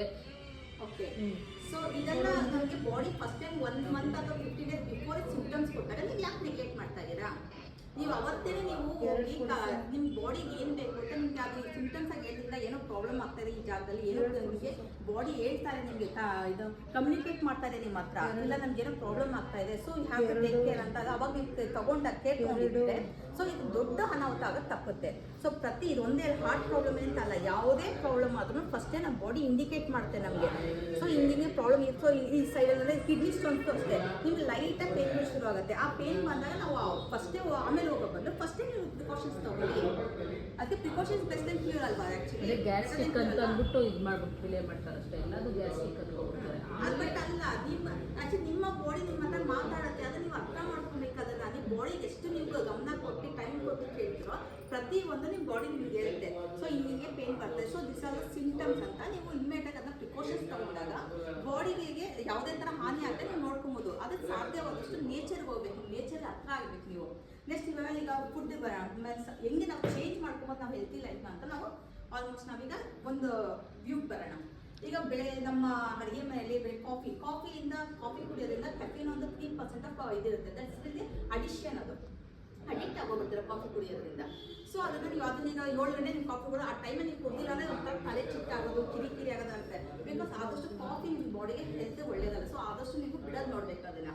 ಆಮೇಲೆ ಇನ್ನೂ ಒಂದು ಈಗ ಚಿಕನ್ ಯಾವ ಲಿಂಗಾಯ್ಸ್ ಇರೋದು ಇರ್ತಾರೆ, ಓಕೆ, ಅವ್ರಿಗೆ ಅದನ್ನ ಕ್ವಶನ್ ಕೇಳಲ್ಲ. ಈ ಗೌಡಸ್ ಎಲ್ಲ ಚಿಕನ್ ಎಲ್ಲ ತಿಂತೀರಾ, ಚಿಕನ್ ದಪ್ಪ ನಿಮಗೆಲ್ಲ ಗೊತ್ತಿದೆ. ಚಿಕನ್ ದಪ್ಪ ಹೋಗ್ಬೇಕಾದ್ರೆ ಹಾರ್ಮೋನ್ ಇಂಜೆಕ್ಷನ್ಸ್ ಎಲ್ಲ ಕೊಡ್ತಾರೆ. ಹಾರ್ಮೋನ್ ಇಂಜೆಕ್ಷನ್ಸ್ ಎಲ್ಲ ಕೊಡ್ತಾರೆ. ಅದು ಎಷ್ಟು ಮಟ್ಟಿಗೆ ಅದು ನೀವು ಆ ಚಿಕನ್ ತಿನ್ನೋದ್ರಿಂದ ನಿಮ್ಮ ಬಾಡಿಗೆ ಸೇಫು, ಅದು ನೀವು ತಿಂತೀರಾ ಅಲ್ವಾ, ಅದು ತಿಂತೀರ ತಾನೆ. ಸೊ ಅದರಿಂದ ಆಗೋ ಸೈಡ್ ಎಫೆಕ್ಟ್ಸ್ ಏನು ಅಂದರೆ ಹಾರ್ಮೋನ್ಸ್ ಇಂಜೆಕ್ಟ್ ಮಾಡಿದ್ರೆ ಅದು ಆ ಚಿಕನ್ ನಾವೇನ ತೊಗೊಂಡಾಗ ನಮಗೆ ಸ್ಪೆಷಲಿ ಹೆಣ್ಣು ಮಕ್ಕಳಲ್ಲಿ ಬೇಗ ಋತುಮತಿಗಳಾಗೋಗ್ತೀರಾ. ಸೊ 8 ವರ್ಷ 7 ವರ್ಷ 9 ವರ್ಷಕ್ಕೆ ಬೇಗ ಆಗ ಹಾರ್ಮೋನ್ಸ್ ಇಂಜೆಕ್ಷನ್ ಕೊಡ್ತೀರಾ. ಆ ಹಾರ್ಮೋನ್ಸ್ ಇಂಜೆಕ್ಷನ್ ಚಿಕನ್ ರೂಪದಲ್ಲಿ ನಿಮ್ಮ ಬಾಡಿಗೆ ಸೇರಿದಾಗ ಬೇಗ ಋತುಮತಿಗಳಾಗೋಗ್ಬಿಡ್ತೀರಾ. ನೆಕ್ಸ್ಟ್ ಆಮೇಲೆ ಬಾಡಿ ದಪ್ಪ ಆಗುತ್ತೆ ನಿಮಗೆ. ಆಮೇಲೆ ಅನ್ನೆಸೆಸರಿ ಹೇರ್ಸ್ಗಳು, PCOD ಪ್ರಾಬ್ಲಮ್ಸ್ ಕ್ರಿಯೇಟ್ ಆಗುತ್ತೆ. ಇವೆಲ್ಲ ಚಿಕನಿಂದ ಇದಾಗುತ್ತೆ. ಬಟ್ ಹಾಲಿಂದ ಆಗುತ್ತೆ, ಹಾಲಿಗೂ ಆಗುತ್ತೆ ಬರ್ತಾರೆ, ಹಾಲು ಬರ್ತಾರೆ. ಈಗ ನೀವೆಲ್ಲ ಹೇಳ್ತಾ ಇದ್ದೀರಾ, ಓಕೆ, ಹಾಲು ಕುಡಿಯೋದ್ರಿಂದ ಪ್ರೋಟೀನು, ನಮಗೆ ಕಾಲು ಮೂಳೆ ಎಲ್ಲ ನೋವು ಇರುತ್ತೆ, ಅದೆಲ್ಲ ಹೋಗುತ್ತೆ ಹಾಲು ಕುಡಿಯೋದ್ರಿಂದ ಅಂತ. ಹಾಲು ಕುಡಿಯೋದು ಎಷ್ಟು ಸೇಫ್ ಅಂತ ನಾನು ಇವತ್ತು ನಿಮ್ಗೆ ಹೇಳ್ತಾ ಇದ್ದೀನಿ. ಬಿಕಾಸ್ ನೀವು ಹಾಲು ಕುಡಿಯೋದ್ರೆ ಈಗ ಹಿಂದಿನ ಕಾಲದಲ್ಲೆಲ್ಲ ನಾಟಿ ಹಸು ಸಾಕ್ತಾ ಇದ್ರು. ನಾಟಿ ಹಸುವಲ್ಲಿ ಮಿನಿಮಮ್ 2 3 ಲೀಟರ್ ಹಾಲು ಬರೋದು. ಅದು ಹಾಲು ಯಾಕೆ ಉತ್ಪತ್ತಿ ಆಗುತ್ತೆ ಅಂದರೆ ಕರುಗೋಸ್ಕರ ಉತ್ಪತ್ತಿ ಆಗುತ್ತೆ, ಮನುಷ್ಯಗೋಸ್ಕರ ಉತ್ಪತ್ತಿ ಆಗಲ್ಲ. ಯಾವ ಹಸುನೂ ಹಾಲು ಕುಡಿಯಲ್ಲ, ಹೌದಾ ಅಲ್ವಾ? ಮನುಷ್ಯ ಕುಡಿಯೋದು ಅದು ಆ್ಯಕ್ಚುಲಿ ಆಯ್ತಾ. ಯಾವ ಹಸುನೂ ಹಾಲು ಕುಡಿಯಲ್ಲ. ಕರುಗೋಸ್ಕರ ಹಾಲು ಉತ್ಪತ್ತಿ ಆಗುತ್ತೆ ಹೊತ್ತು ಮನುಷ್ಯಗೋಸ್ಕರ ಉತ್ಪತ್ತಿ ಆಗಲ್ಲ ಹಾಲು. ಆ ನಾಟಿ ಹಸುಗಳಲ್ಲಿ ಏನಾಗುತ್ತೆ, ಆ ಕರುಗೆ ಎಷ್ಟು ಬೇಕು, ಹಿರಿಯರು ಏನು ಮಾಡ್ತಾ ಇದ್ರು, ಆ ಕರುಗೆ ಎಷ್ಟು ಬೇಕು ಹಾಲು ಅಂತ ಕುಡಿಸ್ಬಿಟ್ಟು ಮಿಕ್ಕಿದೇನು ಒಂದು 1/2 ಲೀಟ್ರ್ 3/4 ಲೀಟ್ರ್ ಏನು ಉಳಿತಾ ಇತ್ತು ಅದು ಮನೆ ಮಕ್ಕಳಿಗಿಂತ ಯೂಸ್ ಮಾಡೋರಲ್ಲ, ಯಾರು ದೊಡ್ಡವ್ರಿಗೋಸ್ಕರ ಯಾರು ಯೂಸ್ ಮಾಡ್ತಾ ಇರಲಿಲ್ಲ. ಓಕೆ, ಆದರೆ ನಾವು ಕುಡಿತಾರ ಹಾಲು ಎಷ್ಟು ಸೇಫ್ ನಮಗೆ. ಈಗ ಸೀಮೆ ಹಸುನೇ ಇರ್ಬೋದು, ಅದು ಫಾರಿನ್ ಹಸುಗಳೇ ಇರ್ಬೋದು, ಅದು ಒಂದು ಟೈಮ್ಗೆ 10 ಲೀಟ್ರೇ ಹಾಲು ಕೊಡುತ್ತೆ. ಸೊ ಅದು ನ್ಯಾಚುರಲ್ ಆಗಿ ಕೊಡುತ್ತೆ ಅದು ಹಾಲು. ಇಂಜೆಕ್ಷನ್ ಅದು ಕೆಮಿಕಲ್ ಬೇಸು ಇವೆಲ್ಲ ಹಾಕ್ತಾರೆ ಇಂಜೆಕ್ಷನ್ ಅದು ಅಷ್ಟು ಹಾಲು ಅದು ಉತ್ಪತ್ತಿ ಮಾಡುತ್ತೆ. ಸೊ ನಾವೇನ್ ಮಾಡಿದ್ರೆ ಅದನ್ನ ಅದು ಡೈರೆಕ್ಟಾಗಿ ನಾವು ತಗೋತೀವೋ ಹೋಗ್ಲಿ, ಅದು ಡೈರೆಕ್ಟಾಗಿ ನಾವು ತಗೊಳಲ್ಲ. ಅದನ್ನ ತಗೊಂಡು ಡೈರಿಗೆ ಹಾಕ್ತೀವಿ ಹಳ್ಳಿ ಕಡೆ, ಹೌದಲ್ಲ? ನಿಮ್ಗೇನು ಎಲ್ಲರೂ ಹೋಗಿ ಹಸುನ ಮುಂದೆ ಕರ್ಸ್ಕೊಂಡು ಯಾರು ತಗೊಂಬರೋದಿಲ್ಲ ಇಲ್ಲಿ, ಓಕೆನಾ? ಸೊ ಅದನ್ನ ನಾವು ಡೈರಿಗೆ ಹಾಕ್ದಾಗ ಡೈಲಿ 1 ಹಸು ಹಾಲು ಇರುತ್ತೆ ಅಲ್ಲಿ, ಎಲ್ಲ ಮಿಕ್ಸ್ ಹಸು ಇರುತ್ತೆ, ಹೌದಲ್ವಾ? ಅದನ್ನ ತಗೊಂಡೋಗಿ ಎಲ್ಲಿ ಪ್ಯಾಕಿಂಗ್ ಅಥವಾ ಇದು ನಮ್ಮ ಹಾಲು ಪ್ರಾಡಕ್ಟ್ಸ್ ಏನು ಇದು ಮಾಡ್ತಾರೆ ಅಲ್ಲಿ ಹೋಗುವಷ್ಟಾಗಿ ಎಷ್ಟು ಅವರ್ ಬೇಕಾಗುತ್ತೆ, ಮತ್ತೆ ಅದು ಪ್ಯಾಕಿಂಗ್ ಆಗಿ ನಮ್ಮನೆ ತಲುಪೋಷ್ಟಾಗಿ ಎಷ್ಟು ಅವರ್ ಬೇಕಾಗುತ್ತೆ. ಸೊ ಅದು ನಾವು ಹೇಳಲ್ಲ, ನೀವು ಹೇಳ್ಕೊಳ್ಳಿ ಅದನ್ನ, ಓಕೆ? ಸೊ ಎಷ್ಟು ಅವರ್ ಬೇಕಾಗುತ್ತೆ ಆಯ್ತಾ? ಯಾವುದೇ ಹಾಲನ್ನು 24 ಅವರ್ಸ್ ಆಗಿ ಅದರಿಂದ ಜಾಸ್ತಿ ನಾವು ಕಾಯಿಸಿಲ್ಲ ಅಂದರೆ ಒಡೆದೋಗುತ್ತೆ. ಸೊ ಅಲ್ಲಿ ನಾವು ಹಾಲು ಕಾಯಿಸಿದಾಗ ಒಡೆದೋಗಲ್ಲ, ಹೌದಲ್ವ? ಸೊ ಏನದ್ರ ಅರ್ಥ, ಪ್ರಿಸರ್ವೇಟಿವ್ಸ್ ಇರುತ್ತೆ ಅದರಲ್ಲಿ, ಹೌದಲ್ವಾ? ಸೊ ನೀವು ಇಂಡೈರೆಕ್ಟ್ ಆಗಿ ಟಾಕ್ಸಿನ್ಸ್ ಅಂತ ನೀವು ಮಿಲ್ಕ್ ಅಂತ ತಗೊಂಡ್ರೆ ನಿಮ್ಮ ಬಾಡಿಗೆ ಎಲ್ಲಿ ಪ್ರೋಟೀನ್ ಸಿಗುತ್ತೆ ನಿಮ್ಗಲ್ಲಿ, ಎಲ್ಲಿ ಸಿಗುತ್ತೆ? ಸೊ ಹಾಲಿಂದ ನಿಮಗೆ ಹಾನಿ ಆಗ್ತಾ ಇದೆ ಅಥವಾ ನಿಮಗೆ ಪಾಸಿಟಿವ್ ವೈಬ್ ಕೊಡ್ತಾ ಇದೆ? ಅದು ಒಟ್ಟೆ ಗೊತ್ತಿರೋದಿಲ್ಲ, ಒಟ್ಟಿನಲ್ಲಿ ನಾವು ತಲೆಗೆ ಹೊಡಿದಾಗ ಮಾಡ್ಕೊಳ್ಳೋದು. ಕಾಫಿ ಕುಡೀರಿ, ಬೇಡ ಅಂತಲ್ಲ, ಬಟ್ ನೀವು ನಾಟಿ ಹಸು ನಿಮ್ಗೆಲ್ಲ ನಾಟಿ ಹಸು ತರ ಸಿಗ್ತದೆ, ಆ ಹಾಲನ್ನ ತಗೊಂಬಂದು ಕುಡೀರಿ, ಬೇಡ ಅಂತಲ್ಲ. ನಾವು ಹಾಲು ಕುಡಿಯೋದು ಅಪೋಸಿಟ್ ಮಾಡ್ತಾರೆ, ಬಟ್ ಕುಡಿಬೇಡಿ, ಕುಡಿಬೇಡಿ, ಇರಕ್ಕಾಗದೇ ಇಲ್ಲ. ಇದನ್ನ ಯಾವ ಎಲ್ಲಾ ತರ ಇದು. ಆಮೇಲೆ ಹೊಟ್ಟೆ ಹಸಿವಾದಾಗ ಮಾತ್ರ ಊಟ ಮಾಡಿ ಅಂತ ನಾವು ಹೇಳ್ತೀವಿ. ಆಮೇಲೆ ದಾವಾಗೋದು ಅಷ್ಟೇ. ಈಗ ನಮ್ದು ಎಲ್ಲರಿಗೂ ಒಂದೊಂದು ಏನದು ಮೈಂಡ್ ಎಲ್ಲರೂ ಹಾಕ್ಬಿಟ್ಟಿದ್ದಾರೆ. ಸೊ ನಾವು ಇಷ್ಟು ದಪ್ಪ ಇದ್ರೆ ಮಿನಿಮಮ್ ಒಂದು 2 ಲೀಟರ್ಸ್ 3 ಲೀಟರ್ಸ್ ವೆಯ್ಟ್ ಇದಕ್ಕೋಸ್ಕರ ನಾವು 2 ಲೀಟರ್ ಅದು ಅಕಾರ್ಡಿಂಗ್ ನಾವು ಕುಡಿಬೇಕು ನೀರನ್ನ ಅಂತ, ಹೌದಾ? ಎಲ್ಲರಿಗೂ ಗೊತ್ತಿದೆ ಅನ್ಸುತ್ತೆ. ಸೊ ಅದು ಎಷ್ಟು ಸೇಫ್ ಅದು. ನಿಮ್ಮ ಬಾಡಿ ನೀರು ಕೇಳಿಲ್ಲ ಅಂದ್ರೆ ನೀವು ಮೇಲ್ಗಡೆ ಹಾಕಿದಾಗ ನಿಮ್ಮ ಬಾಡಿ ಪ್ರೆಷರ್ ಕೊಟ್ಟಂಗೆ ಇರುತ್ತೆ ಹೊರತು ಅದು ಅನ್ಸೇಫ್ ಅಷ್ಟು ನೀರು ಕುಡಿಯೋದು. ಸೊ ನಿಮ್ಮ ಬಾಡಿ ಏನೇ ಬೇಕಾದ್ರೂ ಅದೇ ನಿಮಗೆ ಇಂಡಿಕೇಟ್ ಮಾಡುತ್ತೆ. ಈಗ ತುಂಬ ದಾವಾಗಿದೆ ಅಂದರೆ ನಿಮ್ಮ ಬಾಡಿ ಆಕ್ಚುಲಿ ಗ್ಲ್ಯಾಂಡ್ಸ್ಗಳು ನಿಮಗೆ ಕಲೆಕ್ಟ್ ಮಾಡುತ್ತೆ, ಸೈನ್ಸ್ ಕೊಡ್ತಾರೆ ನಿಮಗೆ ದಾವಾಗಿದೆ ನೀರು ಬೇಕು ಅಂತ. ಆ ಟೈಮಲ್ಲಿ ನೀರು ಕುಡಿಯೋದು ನಿಮ್ಗೆ ಎಷ್ಟಾಗುತ್ತೆ ಅವಾಗ ಕುಡಿಯೋದು. ಸೊ ಸೈನ್ಸ್ಗಳಿದೆ ಯಾವುದು ಮಾಡ್ಕೊಡ್ಬೇಡಿ. ಬಟ್ ಬಾಡಿನೂ ಅಷ್ಟೇ ಇಮ್ಮಿಡಿಯೇಟ್ ಆಗಿ ನಿಮಗೆ ತುಂಬ ಸುಸ್ತಾದಾಗ ರೆಸ್ಟ್ ತೊಗೊಬೇಕು ಅಂದಾಗ ಸುಸ್ತಾಗೋ ಫೀಲಿಂಗ್ ಬರುತ್ತೆ. ಆ ಟೈಮಲ್ಲಿ ಇಮ್ಮಿಡಿಯೇಟ್ ಆಗಿ ನೀವು ಮಲ್ಕೊಬೇಕು. ಅದು ಬಿಟ್ಬಿಟ್ಟು ಇಲ್ಲ ಒಂದು ಅರ್ಧ ಗಂಟೆ ಕೆಲಸ ಮುಗಿಸ್ಬಿಟ್ಟು ಆಮೇಲೆ ಹೋದಾಗ 1:2 ನಿಮ್ಮ ಬಾಡಿಗೆ ಎಫೆಕ್ಟ್ ಆಗುತ್ತೆ. ಅದು ನಿಮ್ಮ ಬಾಡಿ ಪ್ರತಿಯೊಂದು ಸೈನ್ಸ್ ಕೊಡ್ತಾ ಇರುತ್ತೆ. ಆ ಸೈನ್ಸ್ ಪ್ರಕಾರ ನೀವು ಕೇಳ್ಕೊಂಡು ಹೋಗಿ ಅದಕ್ಕೆ ಅದು ಅಕಾರ್ಡಿಂಗ್ ನೀವು ನಡ್ಕೊಂಡು ಹೋದರೆ ಕಂಪ್ಲೀಟಾಗಿ ನೀವು ಆಲ್ಮೋಸ್ಟ್ ಏನದು ರೋಗಗಳಿಂದ ಅಥವಾ ನಿಮ್ಮ ಬಾಡಿಗೆ ಕೇಳೋ ಥರ ನೀವು ನಡ್ಕೊಂಡು ಹೋದರೆ ಆಲ್ಮೋಸ್ಟ್ ನೀವು ಹೆಲ್ತಿಯಾಗಿ ನೀವು ಇದು ಮಾಡ್ಬೋದು. ಆಮೇಲೆ packet foods. So packet foods ಎಲ್ಲರೂ ಆಲ್ಮೋಸ್ಟ್ ತಿಂದಿದ್ದೀರಾ ಅನಿಸುತ್ತೆ. ಪ್ಯಾಕೆಟ್ ಫುಡ್ಸ್ ಅಂದರೆ ಯಾವ ಥರ ಅಂದರೆ ಈಗ ಕಟ್ಲೆಟ್ಟು, ಈಗ ಚಿಕನ್ನು ಮಟನ್ ಅವು ಎಲ್ಲ ಪ್ಯಾಕೆಟಲ್ಲೇ ಬಂದ್ಬಿಟ್ಟಿದೆ. ಸೊ ನೀವು ನೋಡಿದ್ರೆ ಎಷ್ಟು ದಿನದಿಂದ ಪ್ಯಾಕ್ ಆಗಿರ್ತದೆ ಅದು ಈಗ ನಾರ್ಮಲ್ ನಾವು ಮಟನು ಚಿಕನು ಮನೆಗೆ ತಂದಾಗ ಒಂದು 2 ದಿನ ಹಾಕಿದ್ರೆ ಅದು ಎಷ್ಟು ಕೆಟ್ಟ ಸ್ಮೆಲ್ ಬರ್ತದೆ ಅದು. ಸೊ ಪ್ಯಾಕೆಟ್ ಫುಡ್ಸಲ್ಲಿ ಪ್ರಿಸರ್ವೇಟಿವ್ಸ್ ಅಂತ ಹಾಕಿ ಇರ್ತಾರೆ, ಹೌದಾ ಅಲ್ವಾ? ಅಂಥದ್ದು ಕೆಮಿಕಲ್ಸ್ ಹಾಕಿದ್ರೆ ಯಾಕೆ ಚೆನ್ನಾಗೆಲ್ಲ ತೊಳೆದ್ಬಿಟ್ಟೆ ತಿಂತೀರಾ ಅದನ್ನ ಹೋಗ್ಲಿ. ಕಟ್ಲೆಟ್ಸ್ ಇವೆಲ್ಲ ನೀವು ಹಂಗೆ ಡೈರೆಕ್ಟ್ ಡೀಪ್ ಫ್ರೈ ಮಾಡ್ಬಿಟ್ಟು ತಿಂತೀರಾ, ಹೌದು ಅಲ್ವಾ? ಸೊ ಏನಾಗುತ್ತೆ ಅವಾಗ ನಿಮ್ಮ ಬಾಡಿಗೆ ಇಂಡೈರೆಕ್ಟ್ ಕೆಮಿಕಲ್ಸ್ ಹೋಗುತ್ತೆ. ಅದರಿಂದ ಹಾರ್ಮೋನ್ಸ್ ಇಂಬ್ಯಾಲೆನ್ಸ್ ಆಗಲಿ, PCOD ಆಗಲಿ, ಅಥವಾ ಸ್ಕಿನ್ನಲ್ಲಿ ರ್ಯಾಷಸ್ ಆಗಲಿ, ಮತ್ತು ಸ್ಕಿನ್ ಗ್ಲೋ ಕಳ್ಕೊಂತೆ, ಹೇರ್ ಗ್ರೋತ್ ಆಗಲಿ, ಇವೆಲ್ಲ ಕಂಪ್ಲೀಟ್ ನಿಮಗೆ ಫುಡ್ಡಿಂದ ಇದು ಡಯಟ್ ಅಂತ ಡಯಟಿಂದ ಕಂಪ್ಲೀಟ್ ನೀವು ಸರಿನೂ ಮಾಡ್ಕೊಬೋದು, ಇಲ್ಲ ಸೈಡ್ ಎಫೆಕ್ಟ್ಸ್ ನೀವು ತರಿಸ್ಕೊಬೋದು. ಸೊ ಇನ್ನು ಅಡುಗೆ ಮನೆಯಲ್ಲಿ ಇವ್ರ ಡಿಪಾರ್ಟ್ಮೆಂಟ್ ಅಡುಗೆ ಮನೆ ಇರಲ್ಲ. ಸೊ ಈಗ ಅಡುಗೆ ಮನೆಯಲ್ಲಿ ಏನು ಅಂದರೆ ಈಗ ಕಾಳುಗಳಾಗಲಿ ಇದಾಗಲಿ ಅದು ನಾವು ನೀವೆಲ್ಲ ಪ್ಯಾಕೆಟ್ ತರಿಸ್ತೀವಿ, ಪ್ಯಾಕೆಟಲ್ಲಿ ಬರೋದು ತರಿಸ್ತೀರ. ಆ ಪ್ಯಾಕೆಟ್ 3 ತಿಂಗಳು 4 ತಿಂಗಳು ಅದು ಕೆಡಲ್ಲ, ಹೌದು ಅಲ್ವಾ? ಯಾಕೆ ಕೆಡಲ್ಲ? ಹೌದಲ್ಲ, ಪೌಡರ್ ಹಾಕಿ ಕೆಮಿಕಲ್ಸ್ ಹಾಕಿ ಪ್ಯಾಕ್ ಮಾಡಿರ್ತಾರೆ, ಅದು ಕೆಡಲ್ಲ. ಗೊತ್ತಿದ್ದು ನೀವು ತಂದು ನಿಮ್ಮ ಬಾಡಿ ನೀವೇ ಯಾಕೆ ಟಾಕ್ಸಿನ್ಸ್ ಇದು ಮಾಡ್ತೀರಾ? ನೀವು ವಾಶ್ ಎಷ್ಟೇ ಮಾಡಿದ್ರೆ ಇದಾಗಿರ್ತದೆ. ಸೊ ಅದ್ರ ಬದಲು ನೀವು ಲೂಸ್ ತಗೊಳ್ಳಿ, ಅನ್ಪಾಲಿಶ್ಡ್ ಬೇಳೆಗಳು ತಗೊಳ್ಳಿ. ಪಾಲಿಶ್ಡಲ್ಲಿ ನಿಮ್ದೆಲ್ಲ ತಪ್ಪುಗಳು ಕಳೆದೋಗಿರ್ತದೆ. ಈವನ್ ರೈಸು ಅಷ್ಟೇ, ನೀವು ಪಾಲಿಶ್ ರೈಸ್ ಯೂಸ್ ಮಾಡಬೇಕು, ಪಾಲಿಶ್ ರೈಸ್ ಯೂಸ್ ಮಾಡಬಾರ್ದು, ಅನ್ಪಾಲಿಶ್ ರೈಸ್ ಯೂಸ್ ಮಾಡಿ. ನೆಕ್ಸ್ಟ್ ಶುಗರ್ನ ಕಡಿಮೆ ಮಾಡಿ. ಶುಗರ್ ಬದಲು ಆಪ್ಷನ್ಸ್ ಏನು ಯೂಸ್ ಮಾಡೋದು? ಶುಗರ್ ಬದಲು ಯೂಸ್ ಮಾಡೋದು ಬೆಲ್ಲ. ಆಮೇಲೆ ಚಪಾತಿ ನೀವು ಹೇಳ್ತೀರಾ, ಅಯ್ಯೋ ನಾವು ಚಪಾತಿನ ತಿನ್ನಕ್ಕೆ ಇಷ್ಟಪಡ್ತೀವಿ ಅಂತ, ಹೌದಲ್ವಾ? ಚಪಾತಿ ಜೀರ್ಣ ಆಗುತ್ತೆ, ಇಲ್ಲ ಅಂತಲ್ಲ, ಅದು ಎಲ್ಲ ಗೋಡಿಗೂ ಸೆಟ್ ಆಗುತ್ತೆ. ಬಟ್ ಏನು ಅಂದರೆ ನಮ್ಮ ಕರ್ನಾಟಕದಲ್ಲಿ ಗೋಧಿ ನಮ್ಮ ಕ್ಲೈಮೇಟ್ಗೆ ಸೂಟ್ ಆಗಲ್ಲ. ಅದು ನಾರ್ತ್ ಯಾವ್ದೋ ಫುಡ್, ಅದು ಅಲ್ಲಿ ಕ್ಲೈಮೇಟ್ ಬೇರೆ ಇರೋದ್ರಿಂದ ಅಲ್ಲಿ ಅದು ಡೈಜೆಸ್ಟ್ ಆಗೋಗುತ್ತೆ. ನಮ್ಮ ಕ್ಲೈಮೇಟ್ ಬೇರೆ ಇರೋದ್ರಿಂದ ನಮ್ಗೆ ಅದು ಡೈಜೆಸ್ಟ್ ಪ್ರೋಸೆಸ್ ಕಡಿಮೆ ಆಗುತ್ತೆ, ಮೀನ್ಸ್ ವಿಧಾನ ಆಗುತ್ತೆ. ಸೊ ಇಂಡೈಜೆಷನ್ ಪ್ರೋಸೆಸ್ ಶುರು ಆಗುತ್ತೆ ನಮಗೆ. ಸೊ ಹಂಗಾಗಿ ನಮ್ಮ ಕರ್ನಾಟಕದಲ್ಲಿ ಬೆಳೆಯೋ 300 ಕಿಲೋಮೀಟರ್ ಒಳಗಡೆ ಇರುವಂಥದ್ದು ಏನಾರ ನೀವು ತಗೊಳ್ಳಿ, ಅದು ಡೈಜೆಷನ್ ಈಸಿಯಾಗಿ ಡೈಜೆಸ್ಟ್ ಆಗುತ್ತೆ. ಅದು ಬಿಟ್ಬಿಟ್ಟು ನೀವು ಅವ್ರೇನೋ ತಿಂತಾರೆ ಇವರೇನೋ ತಿಂತಾರೆ, ನಮ್ಮ ಬಾಡಿಗೆ ಸೆಟ್ ಆಗಬೇಕು. ಅದು ನಮ್ಮ ಬಾಡಿಗೆ ಸೆಟ್ ಆಗುವಂಥ ಫುಡ್ ಮಾತ್ರ ನೀವು ಯೂಸ್ ಮಾಡಿ ಅಂತ ಹೇಳ್ಕೊಡ್ತೀವಿ. ನೆಕ್ಸ್ಟ್ ಆದಷ್ಟು ಫ್ರೆಶ್ ವೆಜಿಟೇಬಲ್ಸು, ಫ್ರೂಟ್ಸು, ಆಮೇಲೆ ಈ ಬೇಕರಿ ಐಟಮ್ಸ್ ಎಲ್ಲ ಆಲ್ಮೋಸ್ಟ್ ದೂರನೇ ಮಾಡಿಬಿಡಿ. ಈ ಫ್ರೆಶ್ ವೆಜಿಟೇಬಲ್ಸ್, ಫ್ರೂಟ್ಸ್ ಮಾರ್ನಿಂಗು, ಮಧ್ಯಾಹ್ನ, ಸಾಯಂಕಾಲ ಅದು ನೀವು ಎಷ್ಟು ತಿಂದರೆ ನಿಮ್ಮ ಸ್ಕಿನ್ನಿಂದಾಗಲಿ ಹೇರಿಂದಾಗಲಿ ಕಂಪ್ಲೀಟ್ ನಿಮ್ಮ ಬಾಡಿ ರಿಕವರಿ ಶುರು ಆಗುತ್ತೆ. ಸೊ ನೀವೆಲ್ಲ ಅಂದ್ಕೊಬೋದು ಏನು ಇಷ್ಟೆಲ್ಲ ನಾವು ಮಾತಾಡ್ತಾ ಇದ್ದೀವಿ, ಏನು ಈ awareness program. Traditional acupuncture organization ತಾವು ಕರ್ನಾಟಕ. ಸೊ ಇಲ್ಲಿ ನಾನು ಸೆಟ್ರೋದು ಹೆಂಗೆ ಅಂತ ಜರ್ನಿ ಹೇಳ್ತೀನಿ ನಿಮಗೆ. ಸೊ ನಾನು ತುಂಬ ಆಲ್ಮೋಸ್ಟ್ 80+ಅಲ್ಲಿ ನಾನು ವೆಯ್ಟ್ ಇದ್ದೆ. 80+ಅಲ್ಲಿ ವೆಯ್ಟ್ ಇದ್ದಾಗ ನನಗೆ ಹಿಂಗೆ ನನ್ನ ಫ್ರೆಂಡ್ ಯಾವುದೋ ಒಂದು ಫಂಕ್ಷನ್ಗೆ ಹೋಗಿದೆ. ಫಂಕ್ಷನ್ಗೆ ಹೋದಾಗ ಅವ್ರು ನನ್ನಷ್ಟು ಬ್ಲೋಟಿಂಗಲ್ಲಿದ್ದರು, ಆಲ್ಮೋಸ್ಟ್ ತುಂಬ ಸಣ್ಣನೂ ಆಗೋದ್ರು. 2 ತಿಂಗಳು ಅಷ್ಟು ಡಿಫ್ರೆನ್ಸ್ನ ನೋಡಿದ್ದೆ. ನೋಡಿದಾಗ ಅವ್ರು ಹೇಳಿದ್ರು, ನಾನು ಕೇಳಿದೆ ಏನು ಇಷ್ಟೊಂದು ಸಣ್ಣ ಇರಲ್ಲ ಏನಿದು ಅಂತ ಕೇಳಿದಾಗ ಇವ್ರಿಗೆ ಅಕ್ಯೂಟ್ ಟಚ್ ಅಂತ ನಾವು ಅಲ್ಲಿ ತೊಗೊತಾ ಇದ್ದೀವಿ. ಅಕ್ಯುಪಂಕ್ಚರ್ ನಾನು ಕೇಳಿದ್ದೀನಿ. ಅಕ್ಯುಪಂಕ್ಚರ್ ನಾನು ಆಲ್ರೆಡಿ ನಾನು ತೊಗೊಂಡಿದ್ದೆ. ಅದು ಕ್ಲಿನಿಕಲ್ ಅಕ್ಯುಪಂಕ್ಚರ್, ಅದು ನೀಡಲ್ಲಿ ಮಾಡೋದು ನಿಮಗೆಲ್ಲ ಗೊತ್ತಿದೆ ಅಂತ ಅಂದ್ಕೊಂಡಿದ್ದೀನಿ. Okay, this is acute touch ಅಂದರೆ ನಾವು ಓನ್ಲಿ 4 ಫಿಂಗರ್ಸ್ ಯೂಸ್ ಮಾಡ್ತೀವಿ. ಯಾವುದೇ ಆದ ಏನು ಮೆಟೀರಿಯಲ್ ಯೂಸ್ ಮಾಡಲ್ಲ ನಾವು ಇದಕ್ಕೆ. ಓನ್ಲಿ 4 ಫಿಂಗರ್ ಟ್ರೀಟ್ ಮಾಡ್ತಾರೆ ಅದನ್ನ. ಸೊ ಇದಕ್ಕೆ ಹಿಂಗೆ ಅಂತ ನಾವು ಹೋದಾಗ ನಾನು ಅವರು ಹೇಳಿದ್ರು ನಮಗೆ. ಸೊ ನಾನು ಅಲ್ಲಿ ಹೋದೆ. ಸೊ ಒಂದು ವಾರಕ್ಕೊಂದು 2 ಟಚ್ಗೆ ಹೋಗ್ತಾ ಇದ್ದೆ ನಾನು.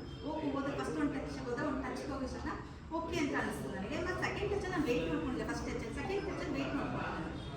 ಒಂದು ಈಗ ರಾತ್ರಿ ತೊಗೊಂಡು ಬೆಳಿಗ್ಗೆ ವರ್ಷ 300 to 400 ಗ್ರಾಮ್ಸ್ ರೆಡ್ಯೂಸ್ ಆಗ್ತಾ ಇದೆ. ಆಮೇಲೆ ಅವ್ರು ಹೇಳಿದ್ದು ಏನೋ ಸೇಮ್ ನಮ್ಮ ನೇಚರ್ ಫ್ರೆಂಡ್ಲಿಯಾಗಿ ಹೇಳ್ತಾ ಇರೋದು. ಎಕ್ಸ್ಟ್ರಾ ಏನು ನಮಗೆ ಅದು ತಿನ್ನಿ ಅದು ಫುಲ್ ಊಟನೇ ಮಾಡಬೇಡಿ ಅಂತ ನಮಗೇನು ಗೈಡ್ ಮಾಡಿದ್ದಿಲ್ಲ ಅವರು. ಸೊ ಇದ್ರ ಮೇಲೆ ನಾನು ಇಂಟ್ರೆಸ್ಟ್ ಹೋಗ್ತಾ 6 months 7 months ನಾನು ತೊಗೊಂಡಾಗ ಆಲ್ಮೋಸ್ಟ್ ನಾನು 8 kg ಹೊತ್ತು ನಾನು ಲಾಸ್ ಆದೆ. ಸೊ ನನಗೆ ಅದು ಕ್ಯೂರಿಯಾಸಿಟಿ ಶುರು ಆಯಿತು. ಆಮೇಲೆ ನನಗೆ ಯಾರು ಟಚ್ ಕೊಡ್ತಾರೆ ಆ ಮೇಡಮ್ ಹೇಳಿದೆ. ಸೊ ಮೇಡಮ್ ಇದು ಸ್ವಲ್ಪ ಎಕ್ಸ್ಟ್ರಾ ತಿಳ್ಕೊಬೇಕು ನಾನು ಅಂತ. ಸೊ ಹೇಳಿದೆ ಎಕ್ಸ್ಟ್ರಾ ತಿಳ್ಕೊಬೇಕು ಅಂದಾಗ ಮೇಡಮ್ ಹೇಳಿದ್ರು, ಓಕೆ ಅವೇರ್ನೆಸ್ ಪ್ರೋಗ್ರಾಮ್ ಮಾಡ್ತಾ ಇದ್ದೀವಿ, ಒಂದ್ಸರಿ ಬಂದು ಜಾಯ್ನ್ ಆಗಿ ನೀವು ಅಂತ.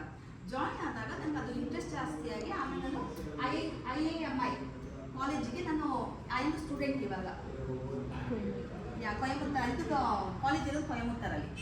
ಓಕೆ, ಸೊ ಕ್ಲಾಸಸ್ ಎಲ್ಲ ನಡೆಯೋದಲ್ಲ ಬ್ಯಾಂಗ್ಳೂರಲ್ಲಿದೆ. ಸೊ ಇದು ಕಾಲೇಜ್ ಇರೋ ಎಕ್ಸಾಮ್ಸ್ ಎಲ್ಲ ಅಲ್ಲೇ ಬರಬೇಕು. ಇದು ಕಾಲೇಜ್ ಇರೋದು ಅಲ್ಲಿ, ಬಟ್ ನಾವು ಸ್ಟೂಡೆಂಟ್ಸ್ ಇಲ್ಲಿ ನಮಗೆ ಅವರೇ ಬಂದು ನಮಗೆ ಕ್ಲಾಸಸ್ ತೊಗೊತಾರೆ.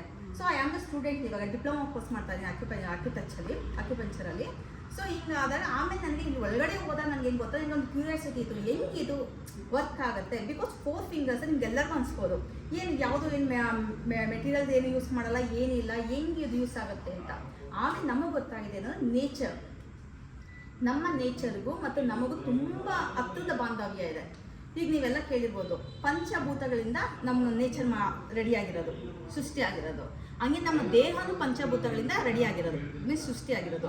ಸೊ ಆ ಎರಡನ್ನೂ ನಾವು ಎಷ್ಟು ಹತ್ರ ಇಟ್ಕೊಂಡಿರ್ತೀವಿ, ಕಂಪ್ಲೀಟಾಗಿ ನಮ್ಮ ಬಾಡಿಗೆ ಹೀಲಿಂಗ್ ಪ್ರೋಸೆಸ್ ಆಟೋಮೆಟಿಕಾಗಿ ಅದಷ್ಟೇ ಶುರುವಾಗುತ್ತೆ. ನಮ್ಮ ಈಗ ನಿಮಗೆಲ್ಲ ಗೊತ್ತಿದೆ, ತುಂಬ ಟಯರ್ಡ್ ಆದಾಗ ಮಗಕ್ಕೆ ನೀರು ಹಾಕ್ತಿರೋ ನೀವು, ಮಗಕ್ಕೆ ನೀರು ಹಾಕಿ ನೀವು ರಿಲ್ಯಾಕ್ಸ್ ಆಗ್ತಿರೋ ಇರೋ, ಫೀಲ್ ಆಗುತ್ತೋ ಇರೋ, ಹಿಂಗಾಗುತ್ತಲ್ಲಮ್ಮ. ಸೊ ರಿಲ್ಯಾಕ್ಸ್ ಆಗುತ್ತೆ. ಬಿಕಾಸ್ ನಮ್ಮ ಫೇಸಲ್ಲಿ ಕೆಲವು ಮೆರಿಡಿಯನ್ಸ್ ಇರುತ್ತೆ, ಅದು ನಾವು ಬ್ಲಾಕ್ ಆಗಿರುತ್ತೆ. ನಾವು ನೀರು ಹಾಕಿ ಜಸ್ಟ್ ಹಿಂಗೆ ಇದು ಮಾಡಿದಾಗ ನಮ್ಮ ಫಿಂಗರ್ಸ್ ಇರುತ್ತಲ್ಲ, ಅದ್ರ ಟಚ್ ಆ ಮೆರಿಡಿಯನ್ಸ್ ಓಪನ್ ಆಗುತ್ತೆ. ಇಮ್ಮಿಡಿಯೇಟಾಗಿ ಎನರ್ಜಿ ಆ ವಾಟರಲ್ಲಿ ಏನಿರುತ್ತೆ ಎನರ್ಜಿ ಅಬ್ಸರ್ವ್ ಆಗಿ ಎನರ್ಜೆಟಿಕ್ ಆಗಿ ಫೀಲ್ ಆಗ್ತೀವಿ. ಸೊ ನಮ್ಮ ಹಂಗೆ ನಮ್ಮ ಮೇಲಿಂದ ಕೆಳಗಡೆವರೆಗೂ ಇಡೀ ದೇಹದಲ್ಲಿ ನಮಗೆ ಕೆಲವು ಪಾಯಿಂಟ್ಸ್ಗಳು ಮೆರಿಡಿಯನ್ಸ್ ಅಂತ ನಾವು ಕರಿತೀವಿ. ಆ ಮೆರಿಡಿಯನ್ಸ್ ಇರುತ್ತೆ, ಅಲ್ಲಿ ನಾವು ಈ ಟಾಕ್ಸಿನ್ಸ್ ಏನು ನಾವು ಈಗ ತಿಂದು ಅದು ಇದರಿಂದ ಬೇಕಿ ಅದು ಇದು ಟಾಕ್ಸಿನ್ಸ್ ಎಲ್ಲ ಅಕ್ಯುಮುಲೇಟ್ ಆಗಿದೆ, ಟ್ಯಾಬ್ಲೆಟ್ಸಿಂದ ಇರ್ಬೋದು, ಫುಡ್ಡಿಂದ ಇರ್ಬೋದು, ಎಲ್ಲ ಥರದಲ್ಲಿ ಅಕ್ಯುಮುಲೇಟ್ ಆಗಿರುತ್ತೆ. ಅದು ಇಲ್ಲಿ ಬ್ಲಾಕ್ ಆಗಿರುತ್ತೆ ಆ ಕೆಲವು ಇದು ಮೆಡಿಟೇನ್ಸಲ್ಲಿ. ಆ ಮೆಡಿಟೇನ್ಸ್ ನಾವು ಕರೆಕ್ಟಾಗಿ ಟಚ್, ಅದು ಒಂದೇ ಟಚ್ ನಾವು ಟಚ್ ಮಾಡಿದಾಗ ಕಂಪ್ಲೀಟಾಗಿ ಆಕ್ಟಿವೇಟ್ ಆಗುತ್ತೆ. ಆಕ್ಟಿವೇಟ್ ಆದಾಗ ನಮ್ಮ ಪ್ರಕೃತಿಯಲ್ಲಿ ಏನು ಎನರ್ಜಿ ಇರುತ್ತೆ ನಮ್ಮ ಬಾಡಿ ಮೇಲೆ ಅದು ಆಲ್ಮೋಸ್ಟ್ ನಾವು ಒಳಗಡೆ ಇದ್ರೂ ನಮ್ಮ ಎನರ್ಜಿ ಬಿದ್ದೇ ಬರುತ್ತೆ. ಪ್ರಕೃತಿಯ ಗಾಳಿಯಾಗಲಿ ಬೆಳಕಾಗಿ ಬಿದ್ದೇ ಬರುತ್ತೆ ನಮಗೆ. ಆ ಎನರ್ಜಿ ಅಬ್ಸರ್ವ್ ಮಾಡಿ ನಮ್ಗೆ ಏನೇನು ತೊಗೊಳೋದ್ರಿಂದ ರೀಕರೆಕ್ಷನ್ ಶುರುವಾಗುತ್ತೆ. ಸೊ ಅಂದರೆ ಅದಕ್ಕೆ ನಾವು ಎಷ್ಟು ಹೇಳ್ತೀನಿ ಆದಷ್ಟು ನೀವು ಪ್ರಕೃತಿಗೆ ಹತ್ತಿರ ಆಗಿ, ಈ ಟ್ಯಾಬ್ಲೆಟ್ಸ್ ಅನ್ನೋದು ಸ್ವಲ್ಪ ದೂರ ಇಟ್ಟು ಪ್ರಕೃತಿಗೆ ಹತ್ತಿರ ಆದಷ್ಟು ನಮ್ಮ ದೇಹದಲ್ಲಿರೋ ಎಲ್ಲ ಇದು ಆಟೋಮೆಟಿಕ್ ಆಗಿ ರೀಜನರೇಟ್ ಆಗಿ ಸರಿ ಹೋಗ್ತಾ ಇರುತ್ತೆ. ಸೊ ಇಷ್ಟೊತ್ತರೆಗೂ ನೀವು ಟೈಮ್ ಕೊಟ್ಟು ಇಲ್ಲಿ ಬಂದು ಕೇಳಿದ್ದಕ್ಕೆ ಥ್ಯಾಂಕ್ ಯು. ಮತ್ತು ಇಲ್ಲಿ ನಮ್ಮ ಟೆಕ್ಸ್ಟ್ ತಗೊಂಡಿರೋರು ಇದ್ದಾರೆ, ಅವರಿಂದ ಒಂದು 2 ಮಾತು ಕೇಳೋಕ್ಕೆ ಇಷ್ಟಪಡ್ತೀನಿ.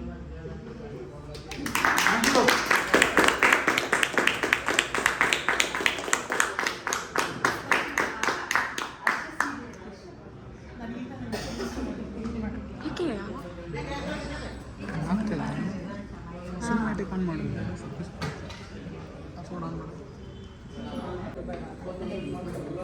ಓಕೆ, ನಾನೇ ಕ್ವಶನ್ಸ್ ಕೇಳ್ತೀನಿ. ಬೇಡ ನಾನೇ ನನ್ನ ಹೆಸರು ವಸಂತ. ನನಗೆ ಅವ್ಳು ಫಸ್ಟ್ ಟಚ್ ಕೊಡೋಕ್ಕೆ ಬಂದಾಗ ನಾನು ಏನೋ ಅಂತ ಕೇರ್ಲೆಸ್ ಆಗಿ ನಾನು ತೊಗೊಂಡಿದ್ದು ಫಸ್ಟ್ ಸ್ಟಾರ್ಟಿಂಗು.